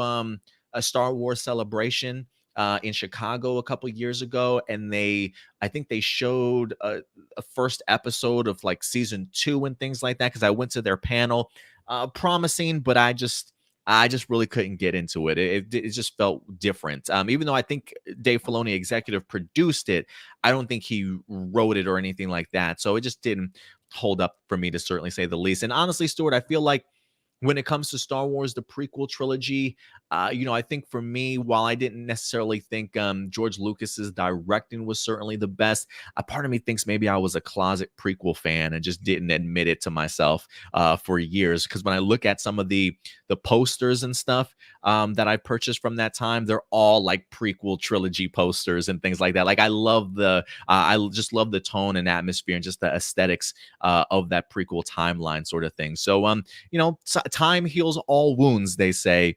And a lot more people are certainly accepting of the prequels and really feeling the impact that it definitely has left on the Star Wars universe. So, were you going to say something? Oh, yeah, I was just going to say, I think one thing that also helps is, funny enough, the Clone Wars. I think it Clone helps Wars build it for up. me, yeah, it made me like the prequels a lot more. Totally agree. Yeah, I definitely agree. Dave Filoni and George Lucas did a great job in regards to helping prop up the prequel series with that Clone Wars series for sure.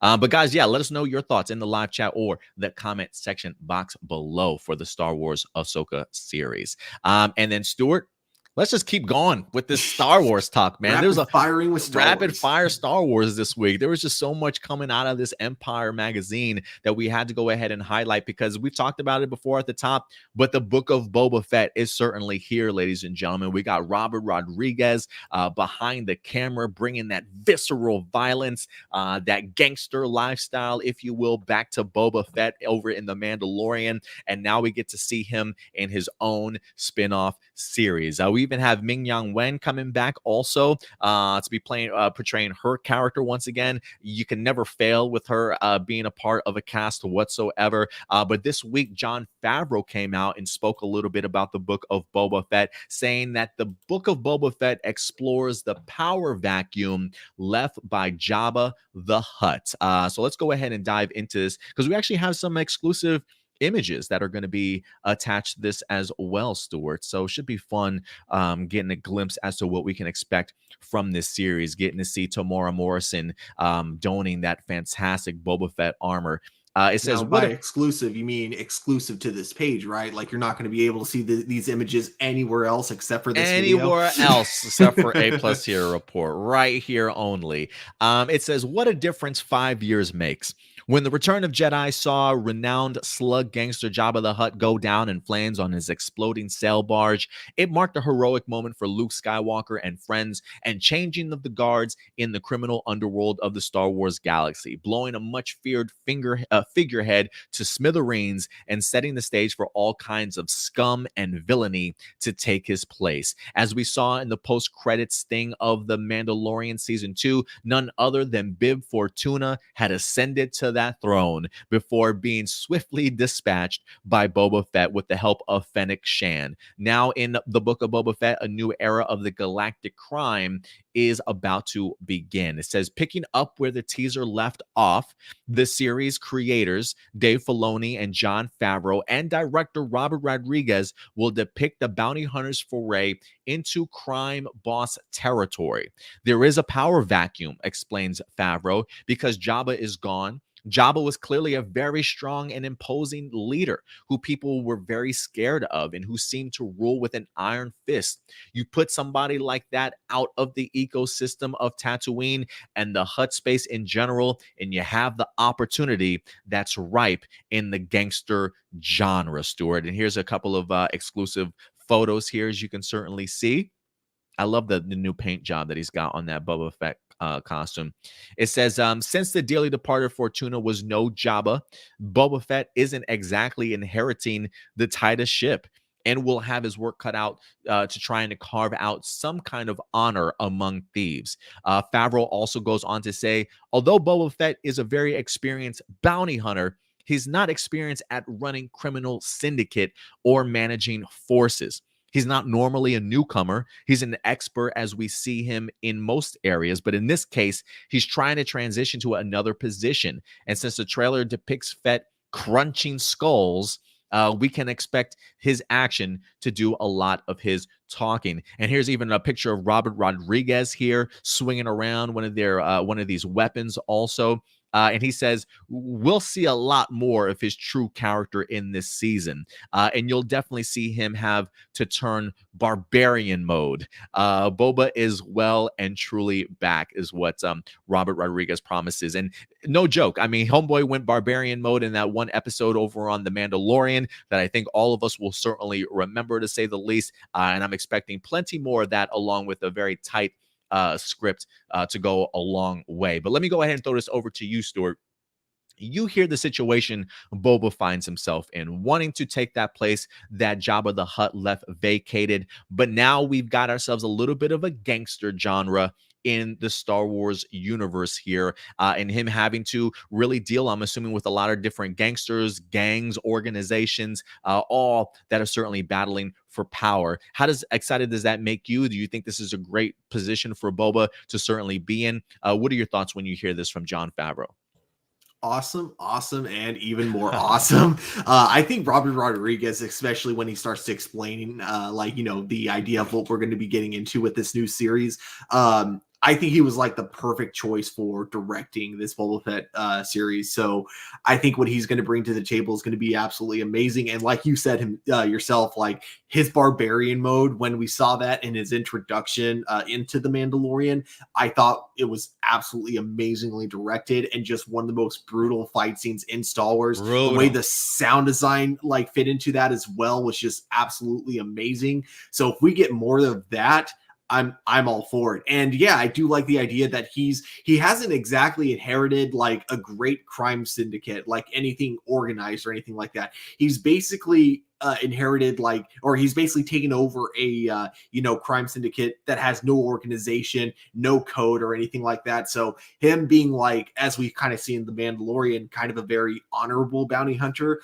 it's going to be kind of interesting to see if he's going to be able to bring that to a place like Tatooine, where like no one cares about honor. They'll shoot you in the back the moment they get a chance. So it'll be interesting to see whether or not this is too much on his plate, or if he's actually able to change Tatooine for the better. Yeah, I was just gonna say, I mean, yeah, Tatooine definitely feels like it's definitely the backwater planet, right? Like nobody probably even really cares about what goes on over there, but probably did because of Jabba the Hutt being there for quite some time. But now that he's certainly gone, it should be interesting to see how Boba, if anything, rises to power. It does make me wonder. I am curious if we'll get the opportunity to see another Hutt in here at some point in time. If they have any other appearances, I would be kind of curious to see, if Jabba's not around, is there another Hutt that's kind of also next in line, or more well known now, or putting himself out there with the departure of Jabba. And it also does make me wonder where Fennec Shade sort of where Fennec really fits into this, right? Like I don't really see her as the diplomatic type herself either, considering the fact that she is like an assassin and a bounty hunter to her own extent. So I get the idea of her maybe being backup, but I am curious how Boba will navigate the politics of all of this and garnishing power. Or is there no such thing as politics around here? Your politics are your fist, and if you're the strongest, then you can be the one in charge. You know what I mean? So I'm really fascinated by this. Get an opportunity to revisit Tatooine. They just dropped a brand new TV spot for Boba Fett. One of the first shots you see is the classic Jabba Palace gates rising slowly as the silhouettes of Fennec and Boba start walking into the palace. It just gave me chills and a huge nostalgia factor to know that we were going to be going back to Tatooine and Jabba's palace. So I'm excited for it, man. It looks incredible. I think the creative team, one of the things that we talked about when they announced a Boba Fett series was, please tell me Robert Rodriguez is connected. Like I need this guy to direct several of these episodes, because he really knows how to bring Boba certainly to life. And you're absolutely right. I mean, his appearance was just brutal and visceral, and it really showed us what Boba Fett was really all about, right? The idea that we've spent so many years in mystery in regards to what Boba Fett is truly capable of. And what's scary, Stuart, is this isn't even Boba Fett in his prime, dude. Like, this is a dude that survived death nearly, right? And has been like battle scarred and things like that. But just to still see what he's more than capable of doing. You put him in any situation, man. I got no worries. So I'm really curious. Marcelino does say maybe we could see Jabba's son, Rhoda. We got a conclusion for him, and we don't know what happens to him. So, yeah, that's exactly where my mindset was going. Maybe not necessarily his son, but another Hutt maybe coming out of the woodwork. And, I want to, never mind. Never mind. I was gonna make a dick reference to his tail, because they're like slugs, but, Yeah. put his, that kind of thing, just to kind of show what he's bringing to the table, sort of thing. But I'm fascinated. I'm really intrigued in this. When is this? When does the series drop on Disney Plus? Can you look that up for me real quick? Oh, I think I can. December 20. Oh, wow. So next month, December 29th. I didn't realize it was that close. Oh my God. Okay, so the first episode is dropping just before the end of the year. Yeah. So this series 10. Okay. See, I see what you're doing there, Lucasfilm. All right, you're trying to get us hyped that this is a 2001 series. Now, this is a 2022 series. But you're just giving us the first episode the last day or two of the year. I'll give you guys a pass though.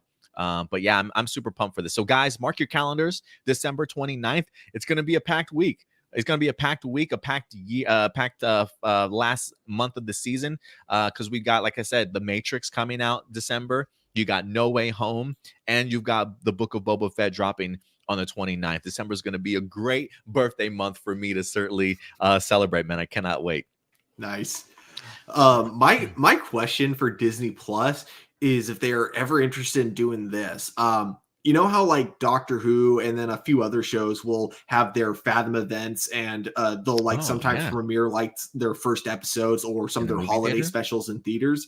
Yeah. I'm wondering why Disney Plus hasn't started doing that with any of their Marvel shows, or same with the Mandalorian, or with this new Book of Boba, because I feel like if I heard that they were doing the Book of Boba as like a Fathom event for like a one-day thing, I would definitely be watching that on the big screen.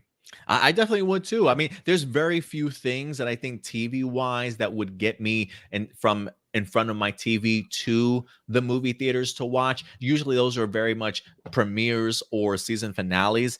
Me and a couple of my friends, Jonathan, can vouch for this. We actually went and saw Lost, the series finale of Lost. It was like a 2-hour event in the movie theaters when it wound up dropping. And the theater looked pretty good. A lot of people actually came out to certainly see it. So you're right, Stuart. I mean, while Star Wars hasn't necessarily been at its A game when it comes to being on the big screen, the television series certainly have been. And if you can use that excitement from the television series in front of the big screen, I would be there in a heartbeat to see something like that. Yep. See, even Jonathan, I'm glad Jonathan was still in here. He says, I was just remembering that day. That was a great day, man. We had a great group of friends, checked out Lost. Yeah, man, great memories for sure. But yeah, I would love if if Disney decided to do something like that with Lucasfilm. I think that would be really smart on their part. Definitely. Just make it more easily accessible to people. If they don't have Disney Plus, hey, just go and check out the movie theater. You might have to pay a little bit of something, but definitely go ahead and check it out. But it's a good way to hook people too. I mean, you check out the first 2 episodes in theaters, you're immediately going to want to watch the rest of it. So boom, Disney already has potential customers there. How many episodes are there going to be of Boba Fett? I believe 8 altogether. Let me double check that. All right. A part of me was thinking 6, but maybe I'm wrong because I thought it was like a limited series. I'm not expecting a season 2, 8. but 8 episodes. Okay, awesome. All right. I'll definitely sit down and enjoy that. And don't worry, guys. We will be bringing you the review for the Book of Boba Fett. Somebody certainly will, hopefully myself. But we'll definitely go ahead and be keeping you guys up to date in regards to the Book of Boba Fett as we get more information. So if you are looking for a home for your Boba Fett reviews, go ahead and hit that subscribe button, ladies and gentlemen. All right, Stuart, we got one more topic. Cool. And you know what that topic is? Oh, man, if I had to guess, I would assume it's Star Wars related. More Star Wars. Let's get into it, ladies and gentlemen. This past week, once again, in the Empire magazine, or so I should say empireonline.com, had the opportunity to sit down and talk with Kathleen Kennedy, probably one of the most hated people in Lucasfilm at this point in time, if you listen to some of the fans out there. But she's talking a little bit about the Obi-Wan Kenobi series, and even some sequel trilogy characters returning. What? Let's go ahead and get into this, Stuart, before they start throwing pitchforks and fire at us for even talking about Kathleen Kennedy here. But let's go ahead and dive into this, man. This is from Empire Online. Kathleen Kennedy talks about emotional Obi-Wan reunion and suggests a return of sequel trilogy characters. If there's one thing that got everybody talking on Disney Day this year, it was the behind-the-scenes look at the upcoming Obi-Wan Kenobi series, bringing none other than Ewan McGregor and Hayden Christensen back to the Star Wars universe as Obi-Wan and Sith Lord Anakin, or Vader as he prefers to be called at that point in the timeline, respectively. Having starred together in Attack of the Clones and Revenge of the Sith, the duo formed the central relationship at the heart of George Lucas's prequel trilogy. And as the footage teased, the upcoming show will catch them 10 years down the line from that fateful Mustafar battle, hinting that a rematch between the two is in the cards.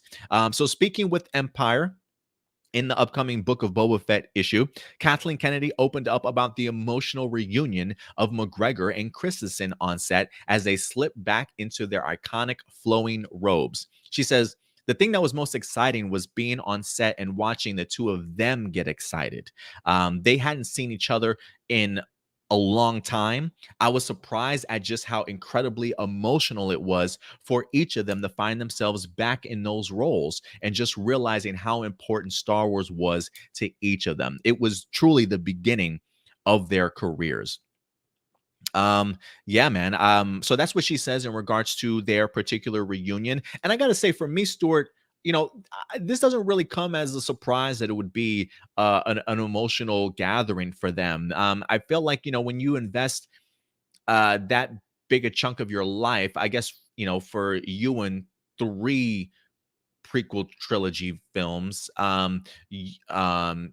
Hayden with the two from Attack of the Clones to Return of the Jedi, they grew a tight bond on set. I mean, when you are literally master and apprentice, I'm sure that bond is certainly there. It is kind of stunning to me that they maybe haven't kept in maybe the best contact after all those years. I guess a part of me would just assume that you're family for life. You know what I'm saying? Or you're always connected at the waist after doing a Star Wars trilogy.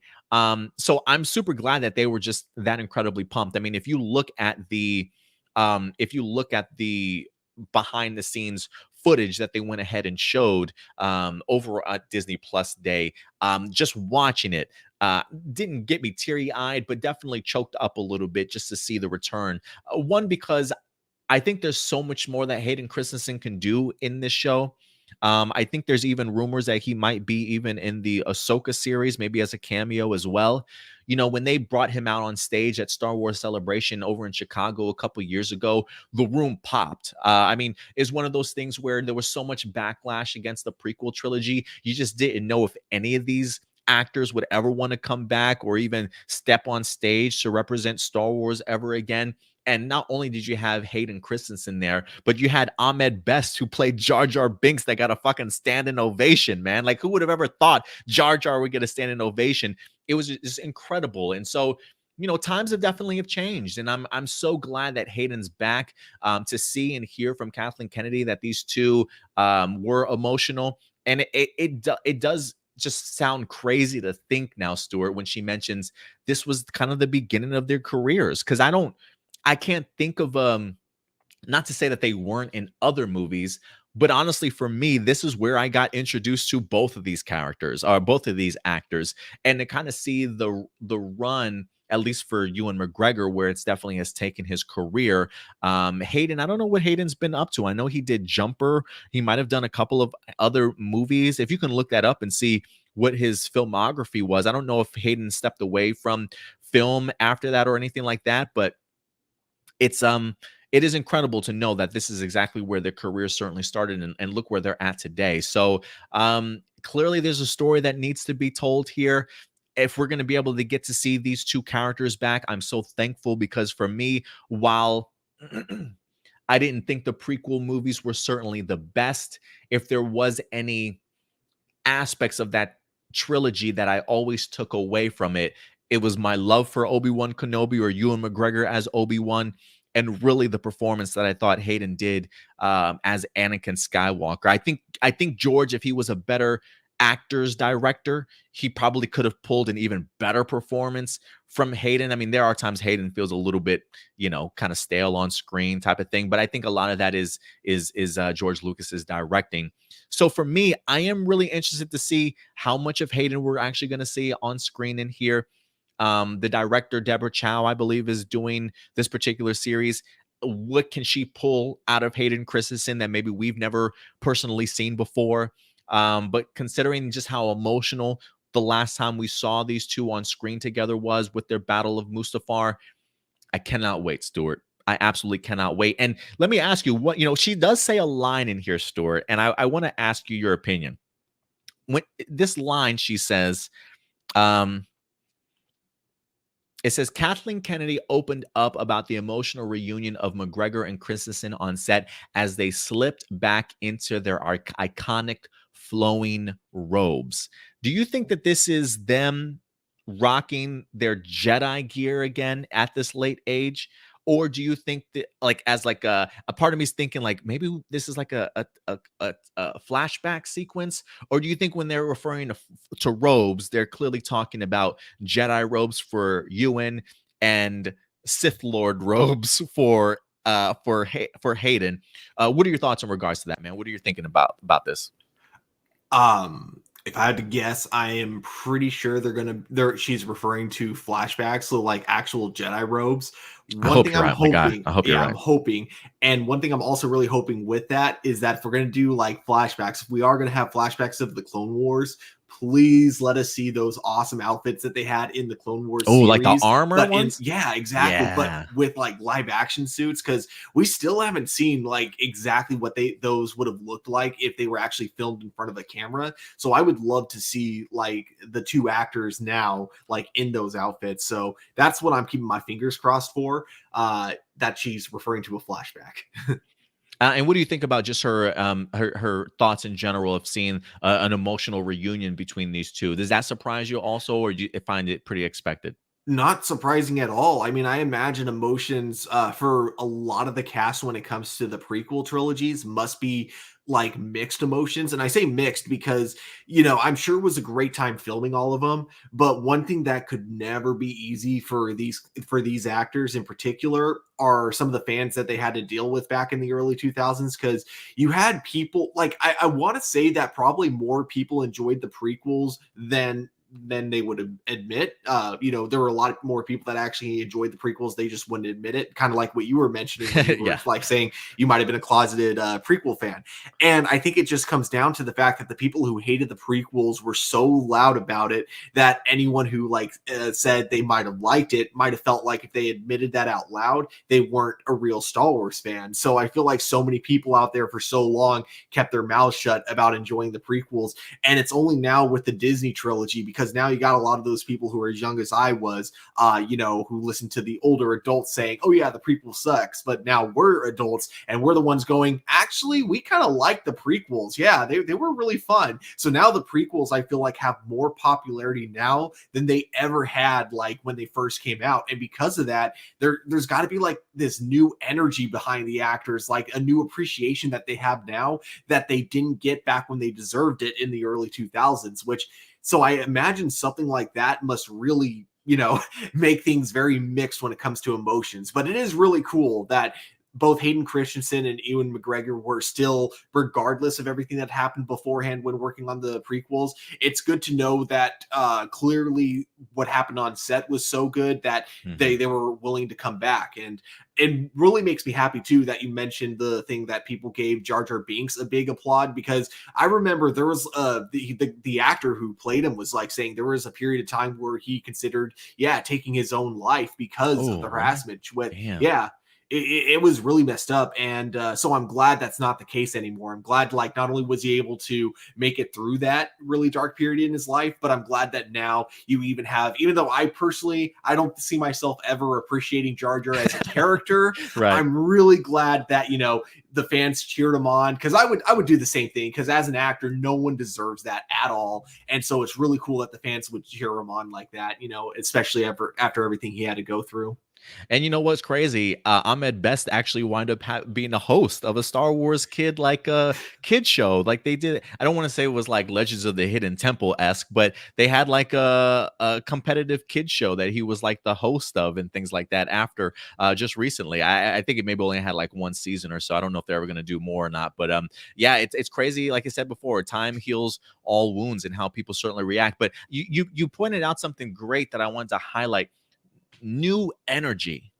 And again, I know some people feel some type of way about the sequel trilogies and things like that, but I think what Disney and Lucasfilm have been able to create on Disney Plus, and the excitement that the Mandalorian winds up bringing, seeing the success of the return of Boba Fett, I think it does inject a new level of energy to everybody kind of involved back in Star Wars once again, and the idea that there is now a much bigger appreciation for the prequel trilogy than I think there's ever been. And like you mentioned earlier, maybe the Clone Wars animated series, people being born during that time and that being sort of their childhood has become a lot more prominent. And I think with the more positive outlook on the prequel trilogy being here, it does feel very much like they're able to come back to these characters and just feel kind of rejuvenated and be like, let's give this another shot and see what kind of magic we can,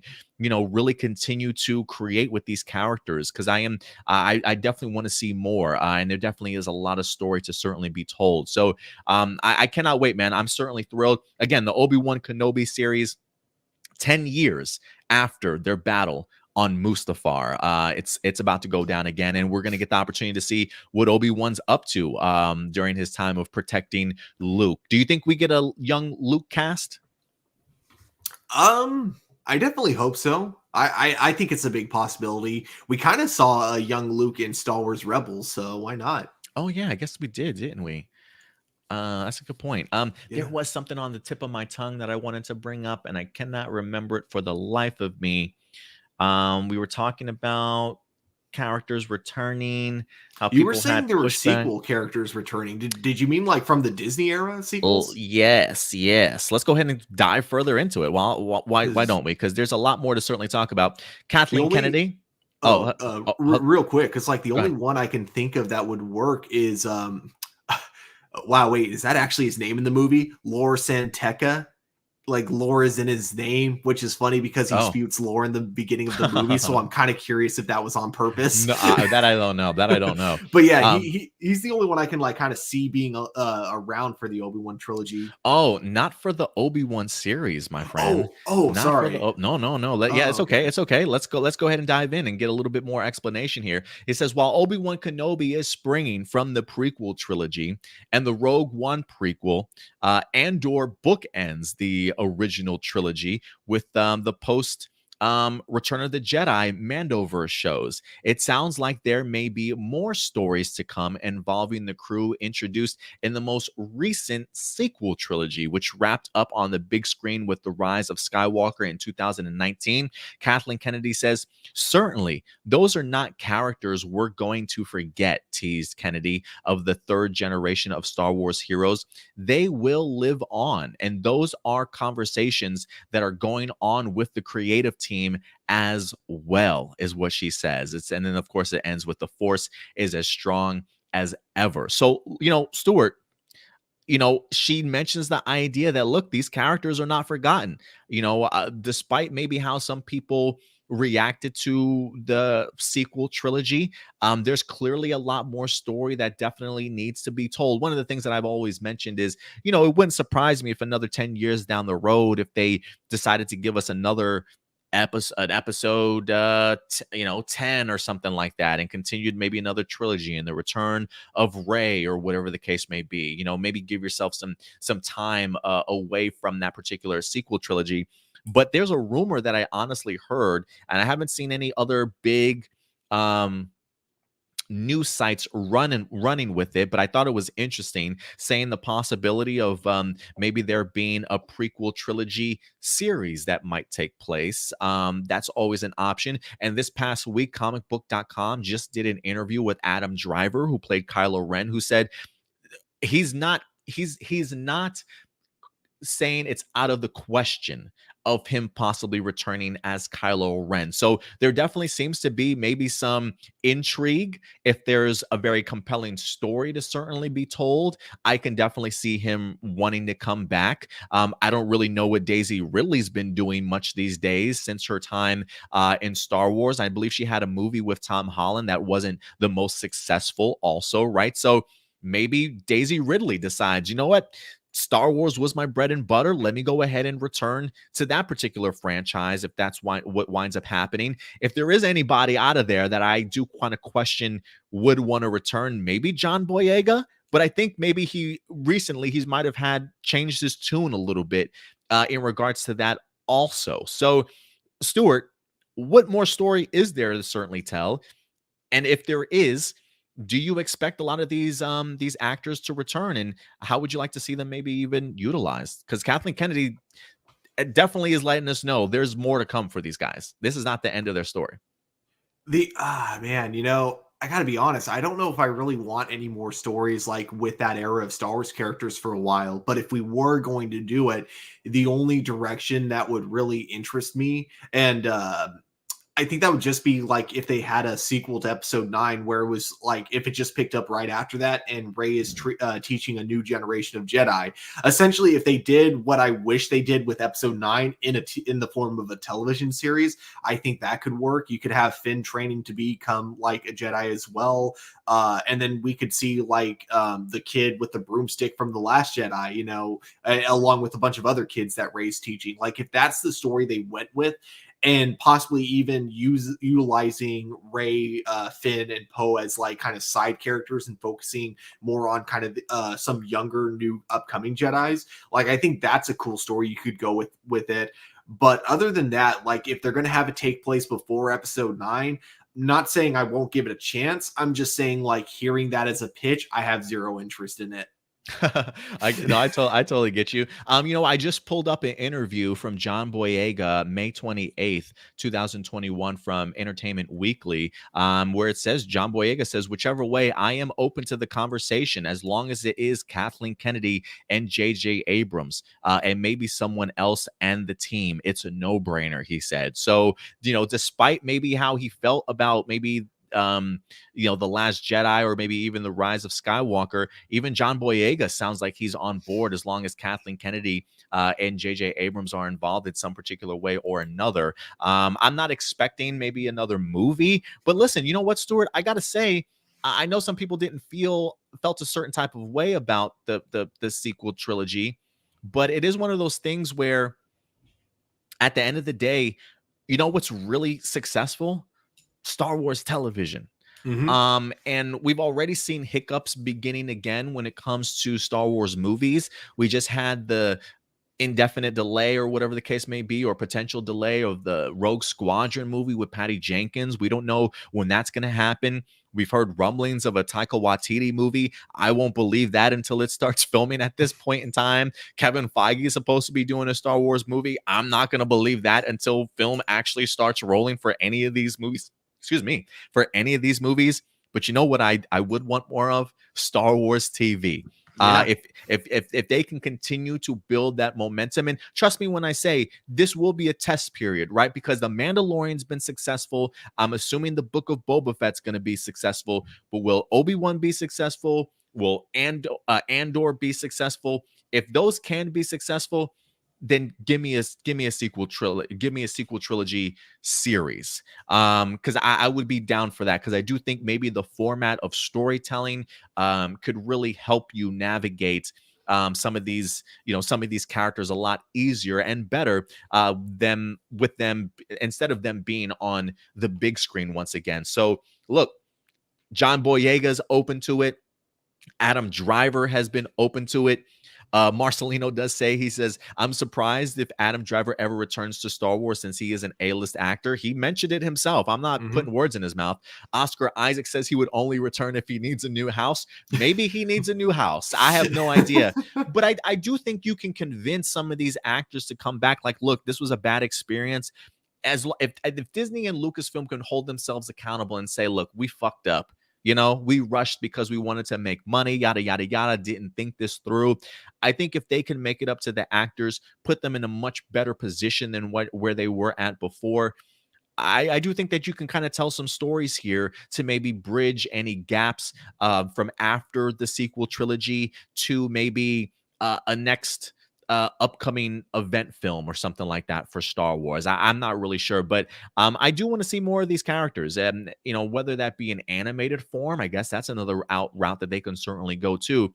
So I do think that we're gonna get something, Stuart. I definitely do think that we're gonna get something, and I would be intrigued. I would be intrigued. What did you say? You said you wouldn't be though? Yeah, I wouldn't be super intrigued unless it was after Episode 9, just because I feel like Right. within the sequel trilogy, there's not really that much room for stories that you can tell, especially with them being back-to-back movies. Like, Yeah. there might be a year time jump between Rise of Skywalker and Last Jedi, but even then, I don't really think you could tell that much story in between. So that's kind of like the big thing is I just don't know what they could do with it. But with the John Boyega thing, I'll say this: like last I had heard about him and Kathleen Kennedy, I heard that they had a really long talk together, like behind doors. We don't know what actually went on in the conversation, but I feel like the vibe I got is that Kathleen has learned from her mistakes, and she legitimately does feel very bad about making Finn feel like his character was just kind of pointless throughout the entire trilogy. So I think that's why he mentioned that he was willing to come back, because he knows that she's learned from her mistakes, and he feels like if they're going to bring him back, it's got to be for a good reason. Yeah, and J.J. Abrams handled him the best, I feel like, of all the of everybody that we saw when it comes to that. So yeah, it certainly would make sense, and I Well, would definitely understand. I think he handled him the best and the worst, because I loved him the most in In The Force The Force Awakens. Awakens. Yeah. But I also thought what they did with his character was so insulting in Rise of Skywalker. Like it just really annoyed me so much. I get you. Yeah, and I do wonder if a part of that is because of the fact that there really was no plan, you know, Yeah. by the time that they got to that, in the sense of, oh my God, we got to correct this, we got to do that sort of thing, right? And kind of really messed up the trajectory. If you guys get the opportunity, try and find Colin Trevorrow's original script that he had for the final part of that trilogy. His storyline for Finn, I thought, was incredible, having him sort of as like a rebellion leader, in harboring other like former First Order troops and stormtroopers to rebel against the First Order and things like that. Somebody in Finn's character who was a stormtrooper himself, breaking free of that and being able to gather a little bit of an army and a rebellion of your own to kind of fight back. I honestly think that would have been a fantastic way to certainly end his story. So I definitely would have loved to have seen more of Colin Trevorrow's vision certainly showcased. But I do think that there's potential here for certainly more stories to tell. It's just going to be, please take your time with it, Lucasfilm. If you do, I appreciate the tease, Kathleen Kennedy, but let's make sure that we definitely take our time. And she even mentions the idea that she is speaking with the creative teams already in regards to it. So clearly there is some planning happening behind the scene. So whether or not it's another sequel series, we'll definitely see. Are we ever getting a sequel to Solo? What's up, Patil? I appreciate coming through. I think Lando, because there's supposed to be a Lando series coming out, and I think it's supposed to take place after Solo, so it won't necessarily be a direct sequel, but I'm pretty sure that's where we're gonna get more adventures with Han Solo as well. It's like he might be like kind of a side character in that. There's been a hashtag make Solo 2 happen, I think, for quite some time.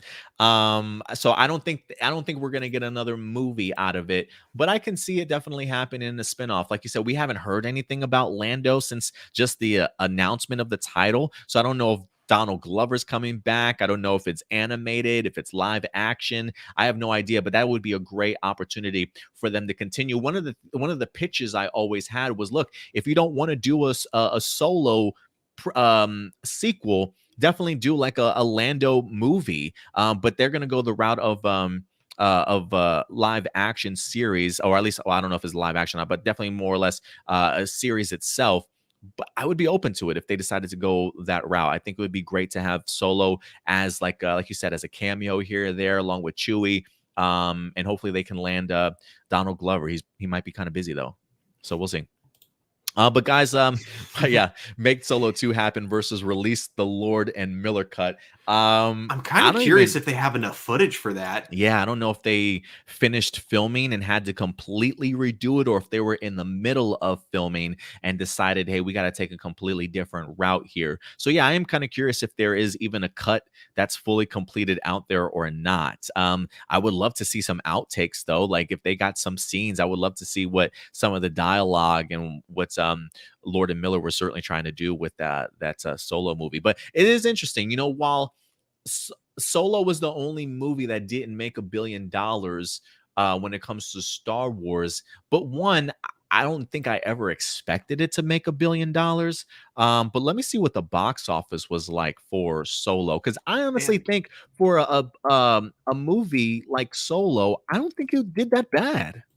I don't think it was bad either. It did bad either. Not getting $1 billion doesn't mean your movie is bad. But I think what happened was they went over budget with the movie because they basically had to do a lot more Definitely. reshoots, and they even Absolutely. had to replace one of the actors like halfway through. So I think that's why fans call it a flop, was because it's the most expensive Star Wars movie, and so yeah, basically they didn't earn as much profit in the long run.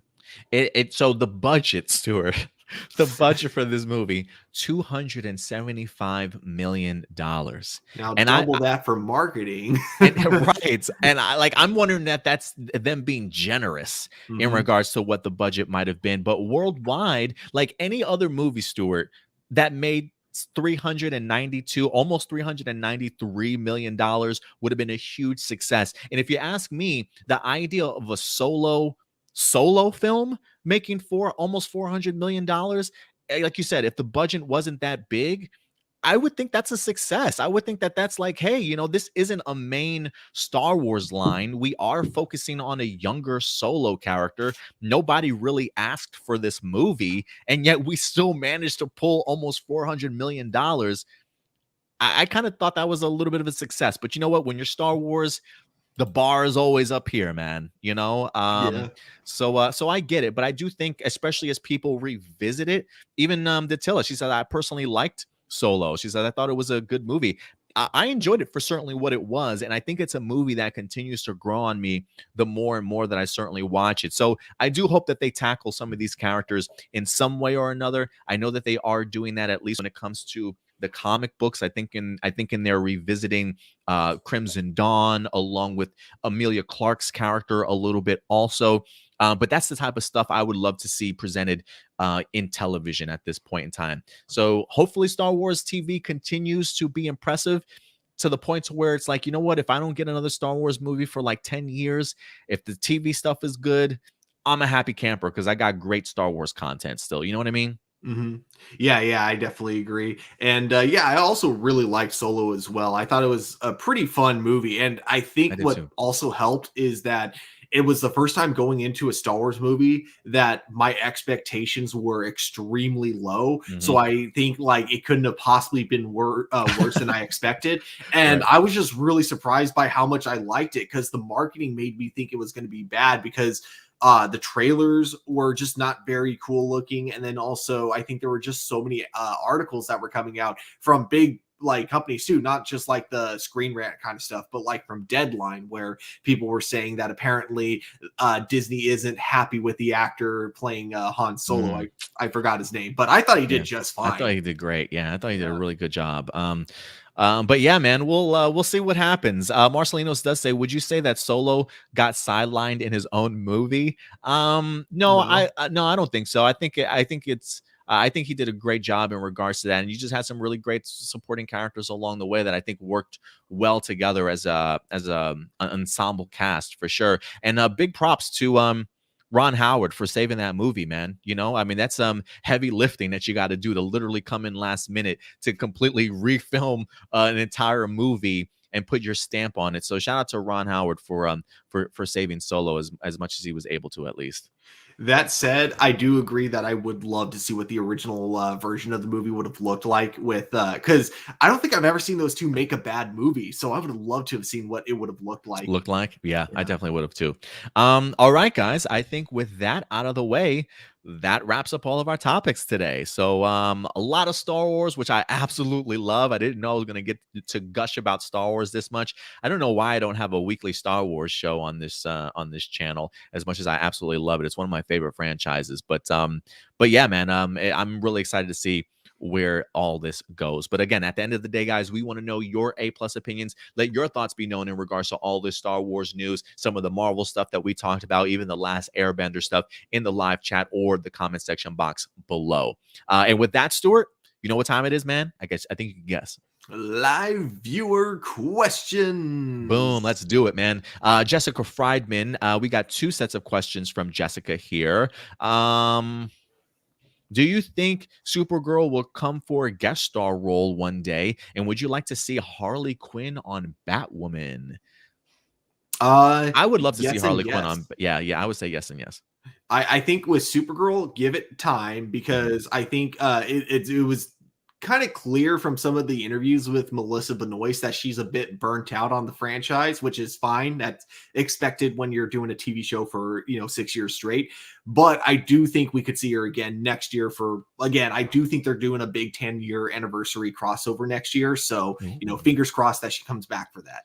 Yeah, I'm keeping my fingers crossed too. And to answer the other one, while I personally haven't watched Batwoman, I've been hearing some great things about season 3 so far, and how some of the new introduction to some of these characters have been going over extremely well. So I think if they can keep up that momentum, you got Poison Ivy that you're kind of going to be introducing in here this season. Maybe a quick little cameo or a couple of episodes or a small little, arc for Harley Quinn, I think would be pretty cool. I feel like they're definitely pushing forward a lot of the female villains or, of the rogues gallery and stuff.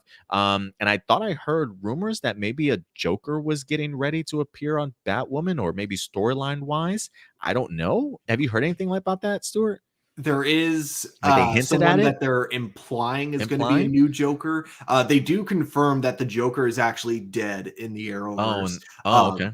Yeah, so we're likely never going to get the actual Joker, but we do have someone who's implied to be kind of a new Joker, but I don't want to say too much because it gets into spoilers. Oh, jeez. Oh, sorry, there was a weird bug that just like flew across my eye, and I'm like, what the hell? Don't get stung live on TV, man. So believe it or not, I have yet to watch the Supergirl season finale.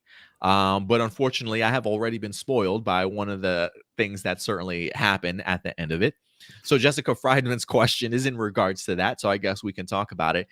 Do you hold on? Now that Kara has told the world she is Supergirl, does that put Clark in danger for being outed as Superman? Well, I don't think on papers they were cousins, because I think the people that adopted Kara, I don't think they were related to the Kents. I think they were just random farm people that Clark knew and was like, hey, here, take this kid. So I think, like, as far as the public's concerned, they can do as much research as they want. I don't think they're going to find any connection between the two. Yeah, you might be right in regards to that. Let's see here. Marcelino Vasquez. When it comes to the Hulk, for nearly the past 30 years, he has been shafted as either playing the side character, or whenever he does get the chance to become the main focus, focus. His content is usually crap. Hulk used to be the main focus, but no longer is. This ranges from the MCU cartoons and now in the comics. This has led some Hulk fans to not only abandon the MCU but abandon Marvel as a whole. Although it's only a few people, they're right in terms of Hulk being sidelined, and that's kind of sad. So, what does Marvel have to do to make great Hulk content where he's the main focus, whether he is in the MCU cartoons or comics? My answer to that would be get the rights back from Universal. Yeah. What do you think? I mean, you're spot on. The problem is that they're not allowed to do any solo Hulk movies, and it sounds like Universal doesn't really care enough to do any themselves. So they're kind of in just that weird position where they can't really have any solo Hulk movies. But I'm okay with that, because as much as I really like Mark Ruffalo's Hulk, I do think he works really well, like, as a side character. I'm sure he would do good in a solo movie as well, but I think just for now, everything that we've seen him in, I think he works so well with what he's given. I don't really know if I want that to change. I definitely agree with you. Here's an article from Comic Book Resources saying Marvel finally explains exactly how its Hulk deal with Universal works. This was October 28th of this year, honestly. It says it's in the story of Marvel Studios, the making of the MCU, it's noted that Universal and Marvel publicly agreed upon a new deal regarding the Hulk filming rights in 2006. However, this only happened after Universal failed to get a sequel to Ang Lee's 2003 Hulk movie in active development by the contracted date. It says a former Marvel Studios executive who played a key role in getting the MCU up and going proposed that Marvel Studios make the next film and pay Universal to distribute it, which resulted in 2008's The Incredible Hulk. This also ensured that Marvel could use Hulk in future multi-character films, and they have that in parentheses, beginning with the Avengers and yada, yada, yada. At the same time, Universal retains the right of first refusal to distribute any future Hulk solo movies, which accounts for the lack of second Hulk solo movies in the MCU. So that kind of puts them in a really weird predicament, right?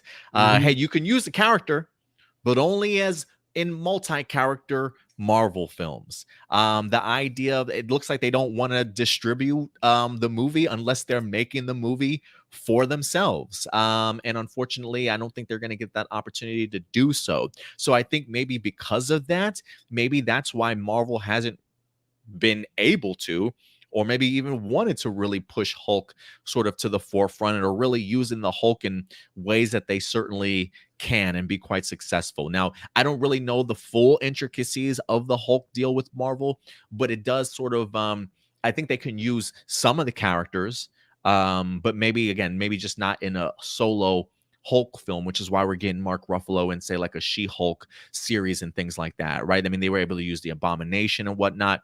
So yeah, so I think that's one of the reasons why. So what does Marvel have to do to make a great Hulk content where he's the main focus, whether it's in the MCU cartoons or comics? I think they got to come up with a better deal with Universal and figure something out. Do you think there's anything else that they can do? I mean, I feel like that's more MCU related. Do you think that kind of implies something, or how he's used in maybe even the comics and even in cartoons by any chance? I don't think it has any effect on the cartoons, because I'm pretty sure when it comes to that, when it comes to anything animation, Marvel has full creative control over everything that, it's a Marvel character. So I think they could, if they really wanted to like please fans, I know they already had one called like Agents of Smash, but they could probably do like another Hulk TV show if they were interested in it. Mm-hmm. Yeah, I could definitely see that. Maybe some more more Hulk cartoons. Yeah. I don't know how well his comic book even sells when it comes to Marvel Comics as a whole. I haven't really looked at his numbers or anything like that, but so we'll see. I am curious. I mean, I do know, like for me, there's a part of me that misses Hulk smash, more barbarian mode Hulk, as Robert Rodriguez would certainly call it. I mean, we've definitely have seen scientist Hulk as of recent. We've seen Hulk that's in love with Black Widow as of recent. We've seen Planet Hulk to a certain extent in Thor Ragnarok. So they definitely have given him a variety of taste, and I think there's more that they can do. I want to see Gray Hulk at some point in time. I would love to see Red Hulk, even though that's a completely different character in his own sense. But I think there's more that they can certainly do, and I think maybe more to come. But I have heard some people been disappointed with how they've kind of castrated Hulk in the past Endgame movie. Yeah. So yeah. It felt like a contradiction to the arc that they were building up to with the Hulk in Thor Ragnarok. No, I definitely get you. I definitely get what you mean. He also says, you once said that George Lucas never saw Star Wars Legends as part of his continuity, but he saw it as its own separate canon. But before Disney had brought Star Wars, George Lucas originally planned a 4-episode arc in Clone Wars where he would use the Yuuzhan Vong, characters who play a role in Legends. So it feels like his original intention was to connect his work to Legends. To make a slight correction on that, it's that he wanted to use Legends materials within Star Wars The Clone Wars, just like he did with the prequels. Even though he never saw like the Legends as being 100% canon, he did borrow material from Legends, specifically the double-sided lightsaber. A lot of people think that started with Darth Maul. There was a Legends comic where that first initiated, which not a lot of people knew, like myself included. I didn't know about that until recently too, but Darth Maul was not the first time we saw the double-sided lightsaber, weirdly enough. And I think like just in general, he kind of considered Legends to be loose canon. Like if he had a story that he wanted to tell that would contradict Legends, he wouldn't let Legends contradict it. Right. But at the same time, stand in his way of telling his story, right? Yeah, but at the same time, he'll still use it. He'll use elements of it because he does appreciate the fans that help contribute to that Star Wars universe. The reason the Darksaber was invented, for example, is because he never believed the idea that a vibra blade could block a lightsaber. He thought that idea, that concept that was made in Knights of the Old Republics, made no sense to him. So that's why in Clone Wars they use the Darksaber instead of vibra blades. Vibra blades. Oh, genius, man. See, I knew it was good to have another Star Wars fan here on this show, man, to talk about all this Star Wars content stuff. And you know what? Disney's doing the same thing that George did in regards to pulling stuff from Legends. I mean, Thrawn, right, was a Legends character, and they wind up bringing him over into Star Wars Rebels and things like that. So they definitely continue to nitpick and cherry pick some of the concepts from Legends and certainly make them work. I mean, you look at Kylo Ren, right? Ben Solo. That character specifically, I think, was more Jason Solo from the comics, from the Legends. Also, there was a Ben Skywalker in Legends also. So it seems like they kind of combined and kind of worked and retooled some certain things here and there. So yeah, they definitely have cherry picked. But great answer to the question, Stuart. I'm glad you kind of clarified that for me too, because I actually had no idea. There are a lot of people who abandoned Star Wars because of the sequel trilogy, and then a lot of people abandoned Star Wars because Gina Carano was fired. He says wrongfully fired. I mean, that's perspective. What's allowing you to continue watching Star Wars, not abandon it, or be one of those people who say Star Wars Legends should have remained canon, is superior to the sequel trilogy? For me, oh, go ahead. I was just gonna say as a joke, if you can't love Star Wars at its worst, you don't deserve it at its best. For me, it's one of those things where I don't let the negative shape my love for a franchise that I've had for years. Because last time I checked, there was plenty of Star Wars content out there that I still love, that I can still go back to and enjoy. And if they put something out that I don't necessarily agree with it, guess what, guys? You don't gotta watch it. You don't gotta watch it. So the fact that, people continue to like, I'm done with Star Wars. Really? You're going to abandon Star Wars and all the stuff that you do love because of the fact that they didn't do something right?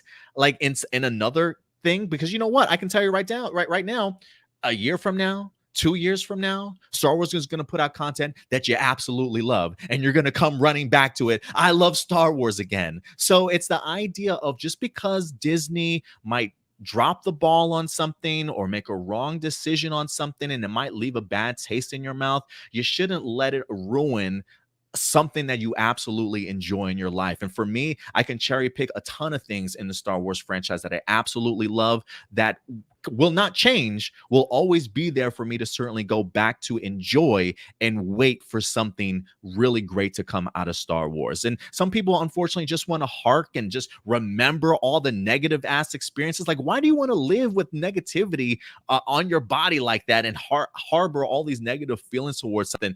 Drop the hate and go watch an aspect of Star Wars that you love and gush about it, is what I would say. So no, anything. So what's allowing you to continue watching Star Wars? The good Star Wars content that's still out there. I don't pay attention to that negative ass stuff, man.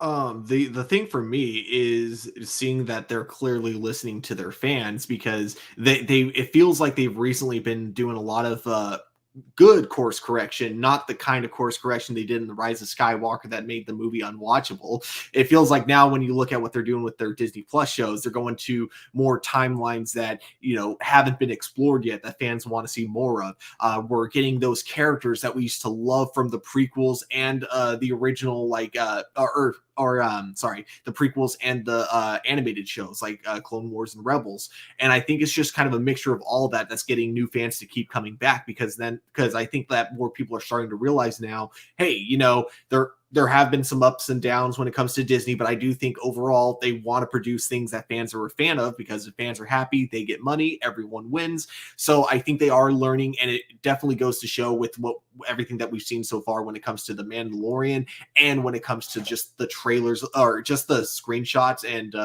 TV spots alone for Book of Boba. And I think you make a great point. And it is one of those things that they continue to produce content, and they do continue to listen to fans to a certain extent. I mean, Boba Fett returning. Fans have been Mhm. wanting that for years, and we got it, and it's incredible, isn't it? Yes. And for I know some people may not. For me, at least, I'm loving the High Republic stuff. I know it's super new to Star Wars, and maybe not everybody's fully aware of it, or maybe some people don't necessarily like to read books or whatever the case may be. But I do enjoy me a good Star Wars novel, and I think the High Republic has been doing an incredible job of introducing us to a brand new era, a brand new group of characters, new threats and things like that, new worlds. I'm eating it up every chance that I get. So there's always going to be content that's out there for everybody, and you may not like every decision that's made or every Star Wars content that's out there, and that's okay. But to just harbor and hearken on all the negativity stuff and almost forget why you're a Star Wars fan is really disturbing to me. And just in regards to the Gino Carano stuff, listen, I'm all for free speech, right? You can say whatever the you want to, but understand, you say something, there are consequences to the things that you certainly say, whether you agree with them or not. There's always going to be consequences to your free speech. So, Gina Carano said what she said. You can agree or disagree with her. That's certainly more than fine. I'm not here to certainly, get on anybody's case about it. But when you say something, there's always going to be consequences. Free speech does not exclude you from people reacting the way that they certainly do. So if people want to jump off ship because of how Disney handled the Gina Carano stuff or how they handled the sequel, let them jump off board, because you know what? They'll be back. They'll be Mhm. back. They'll find something that is right up their alley and that they'll talk about all day long. So trust me, there's plenty of stuff of Star Wars to still appreciate despite all the negativity that people want to throw out there in the world. So ignore it. I, Ignore it. I promise I won't expand on that too Go much, for but it. I will say this. The reason she was fired wasn't because of what she said. It was because she tagged the show she's a part of in one of her statements on Twitter. You can't do that. You can't tag your place of work if you're making a post that's, whether it's political, whether it's just an edgy joke. You can't tag your workplace in it if that's your tweet. So Yeah, that because was what got her fired. yeah, Disney, you do not represent Disney. Yeah. And Disney at any particular point in time, if you go off the rails and say some crazy ass shit, they have the right to fire your ass. And Yes. right, so consequences. Remember that, guys. This is something that the world has unfortunately forgotten: accountability and consequences. You can't get away with everything. So yeah, I'm gonna get off that rant now. Yeah. Anyway, next couple of questions. So thank you very much, Marcelino, for your questions, though. Adrian, he's got a couple questions. He says, any plans for Christmas and New Year's Eve? What do you got planned, Stuart? Anything as of right now? It's still like a month uh, away, but I'm definitely going to try to visit my brother at his new place because he's finally got been able to buy a new house and it is amazing. I just haven't ooh, had a chance to go check it out yet. nice. But yeah, my family was there for Thanksgiving, so I zoomed with them during the dinner. And yeah, his house looks absolutely fantastic, so I'm excited to check it out. Very cool, man. Very cool. Yeah, I don't, Cindy was telling me her family wasn't big in regards to like celebrating Christmas or big holidays. And I love Thanksgiving and Christmas. Like those are two of my favorites. So I'm thinking we're gonna probably be decorating the house. I think I'm gonna be doing Nice. the dad thing of putting lights up in front of the house and maybe getting us a Christmas tree. I'm deciding whether or not we should go with real or fake in regards to, saving some money and having something we can use year after year, sort of thing. So it's should be interesting to celebrate Christmas with our newborn. It's just the whole family environment I think is going to be off the charts. And my parents are actually going to be down from Georgia here in Texas for both holidays. So it should definitely be Nice. a memorable one. Why do you think Tom Holland's Spider-Man films so far have been really successful than past films by Andrew Garfield and Tobey Maguire's trilogy? What other films do you want in the future to be on the same level or even better than the current Spidey films? Well, that's a big loaded question. But the first aspect, Stuart, why do you think Tom Holland's Spider-Man films have been really successful? He's so likable as Peter Parker. It's hard not to be fully engaged. Yeah, I definitely agree with you there. There is something very special about Tom Holland. He just definitely everybody's got their own Spider-Man. Nothing, not taking anything away from Andrew or Toby. I definitely appreciated them in certain aspects of their role, but I also think too. I think it's just MCU's approach. It feels very much more. Not to say that the Sam Raimi stuff wasn't family friendly. I would say the Sam Raimi stuff was actually rather successful Mhm. until you get to the trilogy, and then just leave a bad taste in people's mouths. But those are two films I can really watch out of the trilogy and absolutely enjoy. So they were extremely successful in what Sony was able to do, but they unfortunately dropped the ball, and it just seems like they had a hard time making some Spider-Man films. But I just think it's the aesthetics and the themes of how the MCU wants to represent Spider-Man that feels very comic book Spider-Man, and it seems like they're able to kind of just capture that magic with what they've been able to create. And honestly, when you've got Spider-Man in the MCU, with the MCU being as successful as it is, it's almost hard for Spider-Man not to be successful in the MCU with what they built. So it's definitely a lot riding on it. What are you looking forward to for the 4th season of Cobra Kai? And how many more seasons do you think Netflix series gets to go with? Would you like to see Jaden Smith appear in a future season? We know Will Smith is credited as one of the producers, and could be how Netflix got the rights from YouTube since season 2. So how many more seasons of Cobra Kai would you like to see? And do you think maybe Jaden Smith will appear in the future season?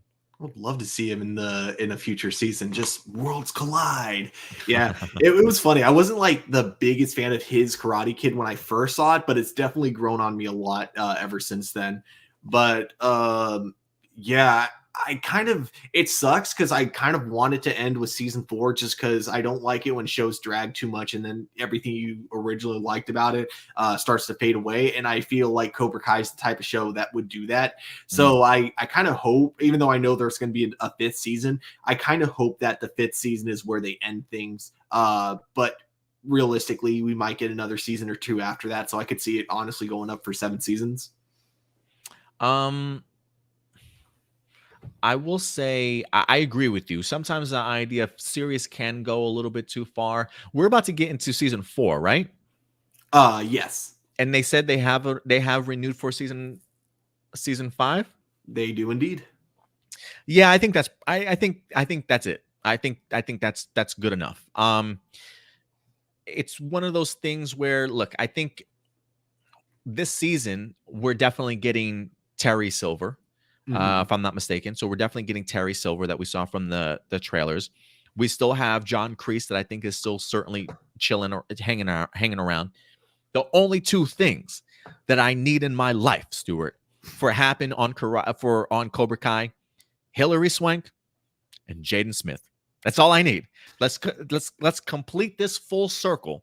And if you can get both of these characters within these 5 seasons, that's it. That's all you need. Just a full circle. It's a full Mr. Miyagi sort of reunion, although the Jaden Smith stuff is very much more Jackie Chan, if you will, not quite the Mr. Miyagi aspect, but it is still a Karate Kid film that, if you ask me, was impressive in its own right of what it's trying to certainly establish. So give them to me, man. There's a part of me that says I don't think Jaden would pop in here, but with Will Smith being a producer, I gotta think he's in their ears a little bit and saying, hey man, come on, let's do this. Netflix can just be like, dude, we gave you an anime, just pop in for an episode. Yeah, like just pop in, please.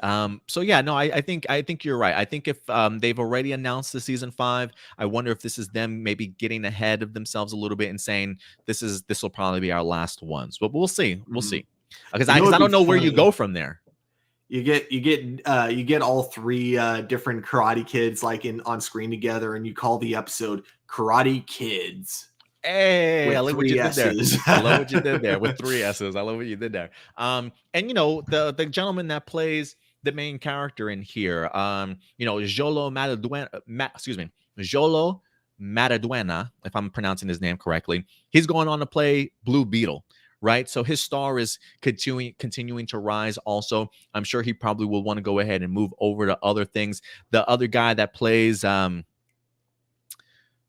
his rival, if you will, he was just in the remake of She's All That or something like that, or He's All That. I don't know if that's what it was. But and people have been asking this, like, can this guy be the new Green Ranger in Power Rangers? I can't stand this kid. I truly can't. But I'm just not a fan of his acting. But he actually wasn't too bad in the recent movie. I think I hated the fact that I didn't mind his performance in He's All That. But so I do think some of these actors will probably want to move on and do other things with their career, sort of thing. So I think that's another reason why I'm staying. I agree with you, Stuart. I think maybe 5 seasons and you're good. Mhm. Any new updates on the filming of Batgirl and when Robert Pattinson's The Batman? Do you see being both really good films that can redeem the DCEU? We know the DCEU is cursed with bad movies. Unlike Marvel. Marvel did have a couple of bad ones. He puts in parentheses there. But yeah, any new updates on filming of Batgirl? I have not heard any other filming, any updates. We got word that J.K. Simmons was coming back as James Gordon. Leslie Grace has certainly talked about getting ready for the role, preparing for the role, studying Barbara Gordon, which I really appreciate. She's pointed out a lot of similarities that she feels with that particular character also. And I think they also announced the latest news I heard was Brendan Fraser possibly Mhm. being one of the villains for Batgirl, I think maybe as Firefly. I think that was the latest that I wind up hearing, but no word on when filming is going to begin, if I remember. But is that about right? Yeah, That you can that's remember? as far as I know, no updates. But yeah, Brandon Fraser is now going to be one of the villains, which is pretty cool. And do you see both of these movies doing really good, being really Yeah, good films? yeah, I can't say for sure for Batgirl because we haven't really seen too much, but I definitely do have good hopes for it. And the Batman, I'm super excited for because that movie just looks It so looks amazingly incredible. filmed. It looks basically classic noir, but with more modern technology, and I love that. That's exactly what I wanted to see in a Batman movie for quite some time now. I definitely agree with you for sure. Um, let's see here. Doomsday. He's got a couple of questions. What was your favorite part in the No Way Home official trailer? Mm. I think that's a good question. I think just the moment when we have Doctor Octopus like fighting Peter and realizing it's not the same Peter that he knew. Yeah. Just because I think that was when you could see that the CG for Alfred is going to look absolutely amazing. Even though like the first shot we saw him in for the first trailer, I didn't think was very good because he looked too young. But then like as we kind of continue that scene going forward, I actually think they did a really good job with his face. So I think it might have just been for that first trailer. So I think that shot got me excited because it reassured me that oh no, they're definitely doing a good job with recreating these villains from the old movies. I think for me, man, I've got two. Um, One definitely seeing MJ falling because it Mhm. definitely did give me Amazing Spider-Man 2 vibes. Got goosebumps watching. I was like, oh my god, they're recreating that scene again. Oh, I cannot wait to see how that sequence gets pulled off this time. So that got me really hyped. And then I would agree with you. The moment Doc Ock realizes that it's not Peter, when you see his Iron Spider suit kind of come off of his face and it reveals who Tom Holland's Peter Parker, and then just even seeing his it looks like his octopus tentacles, his mechanical tentacles almost have taken on the Tony Stark nanotechnology. It looks pretty interesting to me, and I'm interested to see how that plays a role into the movie. And then just a quick honorable mention when the kids are making fun of his name. I thought that was that's that your real name? Oh god. Yeah, I thought that was pretty funny. Yeah. Um let's see here. Would it be cool or weird if the Celestials got their own solo movie? I don't know what they would do with it. Yeah, I don't know what they would do with Giant. it either. I feel like that would get kind of boring. Just giant planet-sized guys creating suns. I don't know how you make a full movie. Yeah, I don't know either. I mean, maybe an Eternal sequel or something like Yeah, that. But Eternals definitely. but other than that, yeah, so that would be weird to me. I probably wouldn't go for a solo Marvel movie. If they wanted to, like I said, do Eternals, maybe like a TV show or something like that to talk more about them and learn about the past and other creations that they've done, maybe. But the Celestials themselves, no, I think they're mysterious enough, just the way that they certainly should be. Let me ask you, Stuart, again, spoilers for those of you who have not seen Star Wars. I mean, excuse me, the Eternals movie. So put your earmuffs on. But Stuart, when it comes to the Eternals post credit sequence, did you know that that was Blade's voice? Oh, the first time I saw it, no, definitely Mhm. not. I had to look it up to find that out. Yeah, me either. It literally looked up when I was getting prepared for this Blade um, topic we talked about. It was in one of the articles I read, and I was like, "Holy crap, that was Blade!" I have no idea. Like, I Yeah. couldn't even recognize Mahershala Ali's voice in there.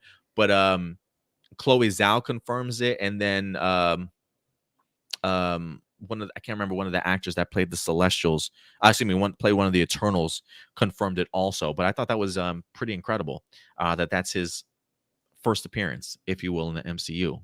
Um, Mhm. did you realize that thanks to Hydra taking over Bucky's mind, Morgan will never get to meet her grandparents? Which one is Morgan? Morgan. I I feel like I should definitely know that name. Morgan Stark? Yes. Did you realize that Okay. thanks to Hydra, that's his daughter. Oh, okay, yeah. That makes sense. Did you realize Yeah, that thanks that's to Hydra's accurate. taking over Bucky's mind? Yeah, that's unfortunate. That's It unfortunate. is, yeah. And I'm Still, sure that's something that like we might be seeing eating away at him like later on in future movies that he might be appearing in.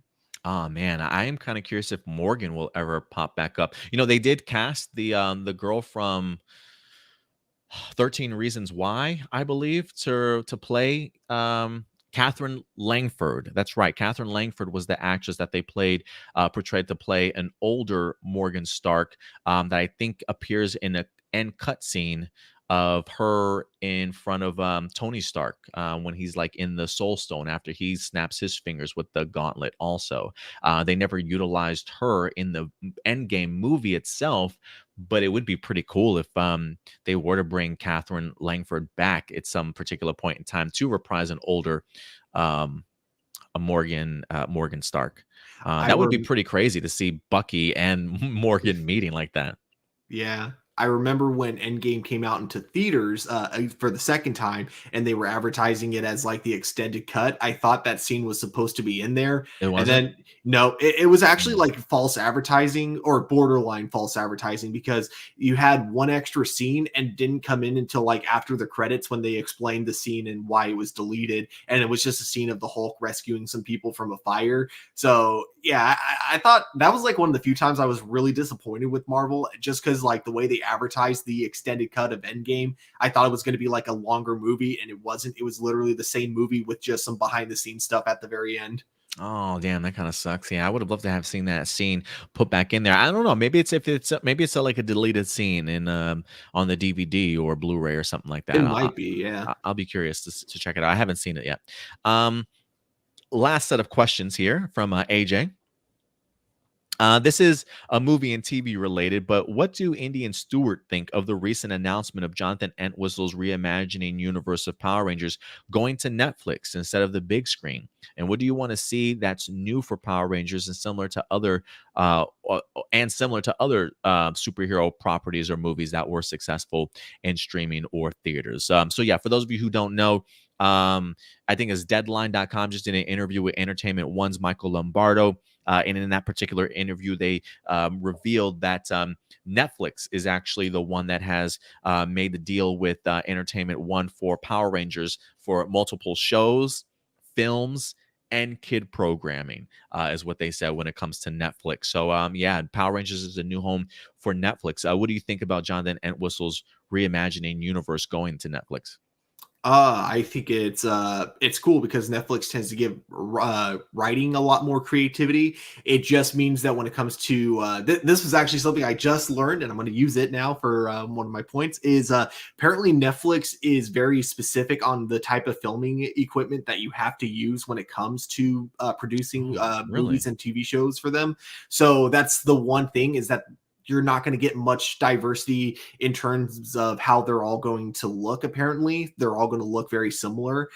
Is what some people have brought up. So that's Interesting. probably the one concern, I guess. But everything else, I think Netflix is going to be a good place for their Power Rangers because I feel like Netflix, when it comes to writing, they tend to give their writers a lot of creativity or a lot of room for creativity. So I think it'll be good for not only like the new projects that are going to be connected to the cinematic universe, but if they continue the regular Power Ranger show with Simon Bennett as showrunner, I would love to see what he can do with it being a kid show on Netflix because kid shows on Netflix compared to kid shows on Nickelodeon's, they have a lot more range in the stuff they're allowed to get away with. So Hmm. I'd be really curious to see that. And I would hope we don't. I've brought this up a few times, I think.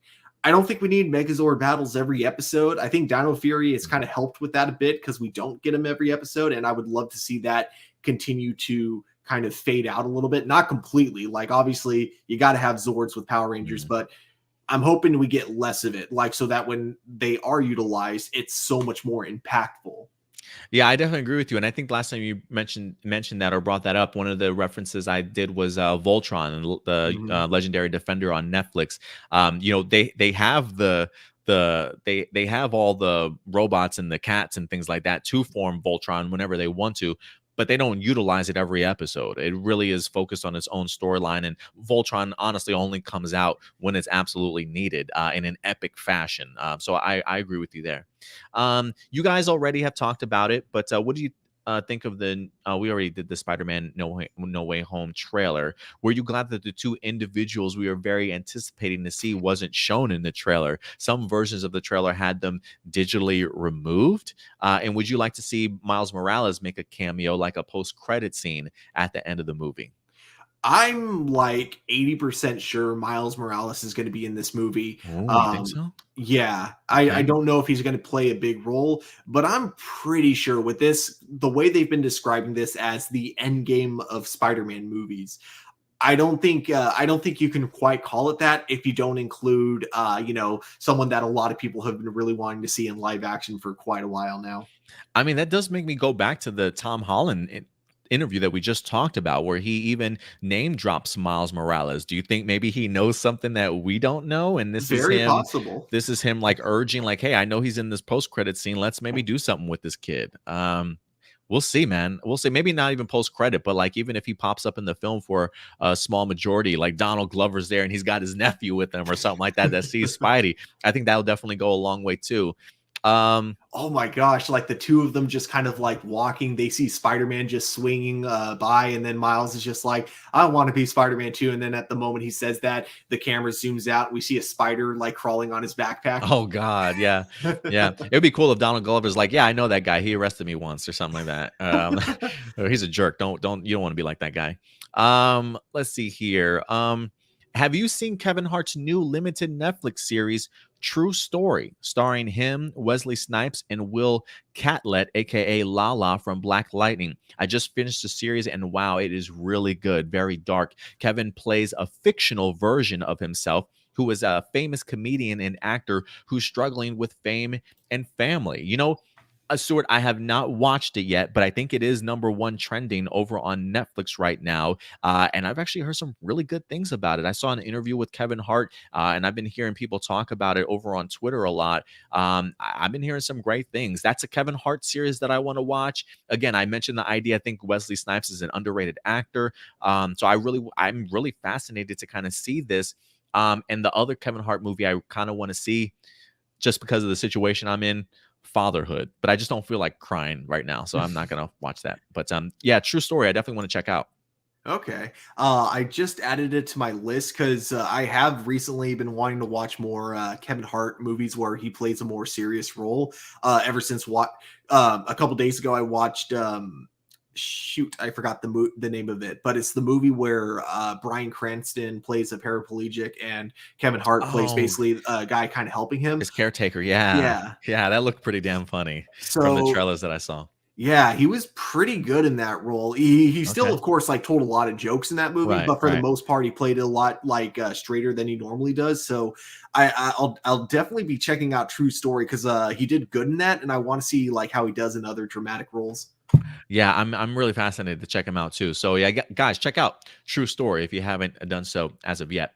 But Stuart, I think that's gonna wrap it up for us, man. Live viewer questions completed Oops, my today. bad. So thank you very much, guys, for all your participation here today. As always, always great to kind of hear your guys' thoughts in regards to everything. Also, but Stuart, as we wrap up, man, any last comments, questions, concerns, and where can people find you on social media?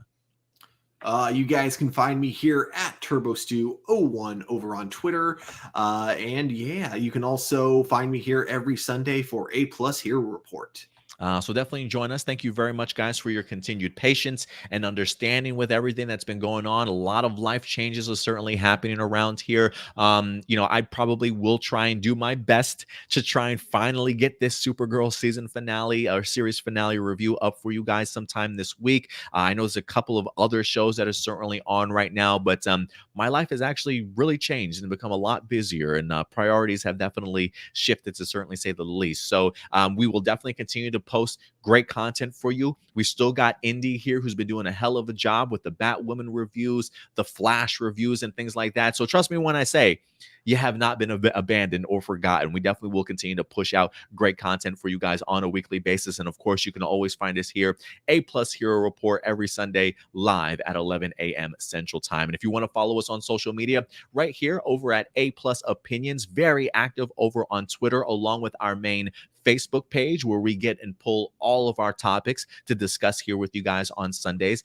We also post posters, trailers, memes, whatever the case may be, to keep you guys updated throughout the week. And you can also check us out over on Instagram. So until then, guys, do us a big favor as always. Take care of yourselves, take care of each other, and until next time, keep it A+.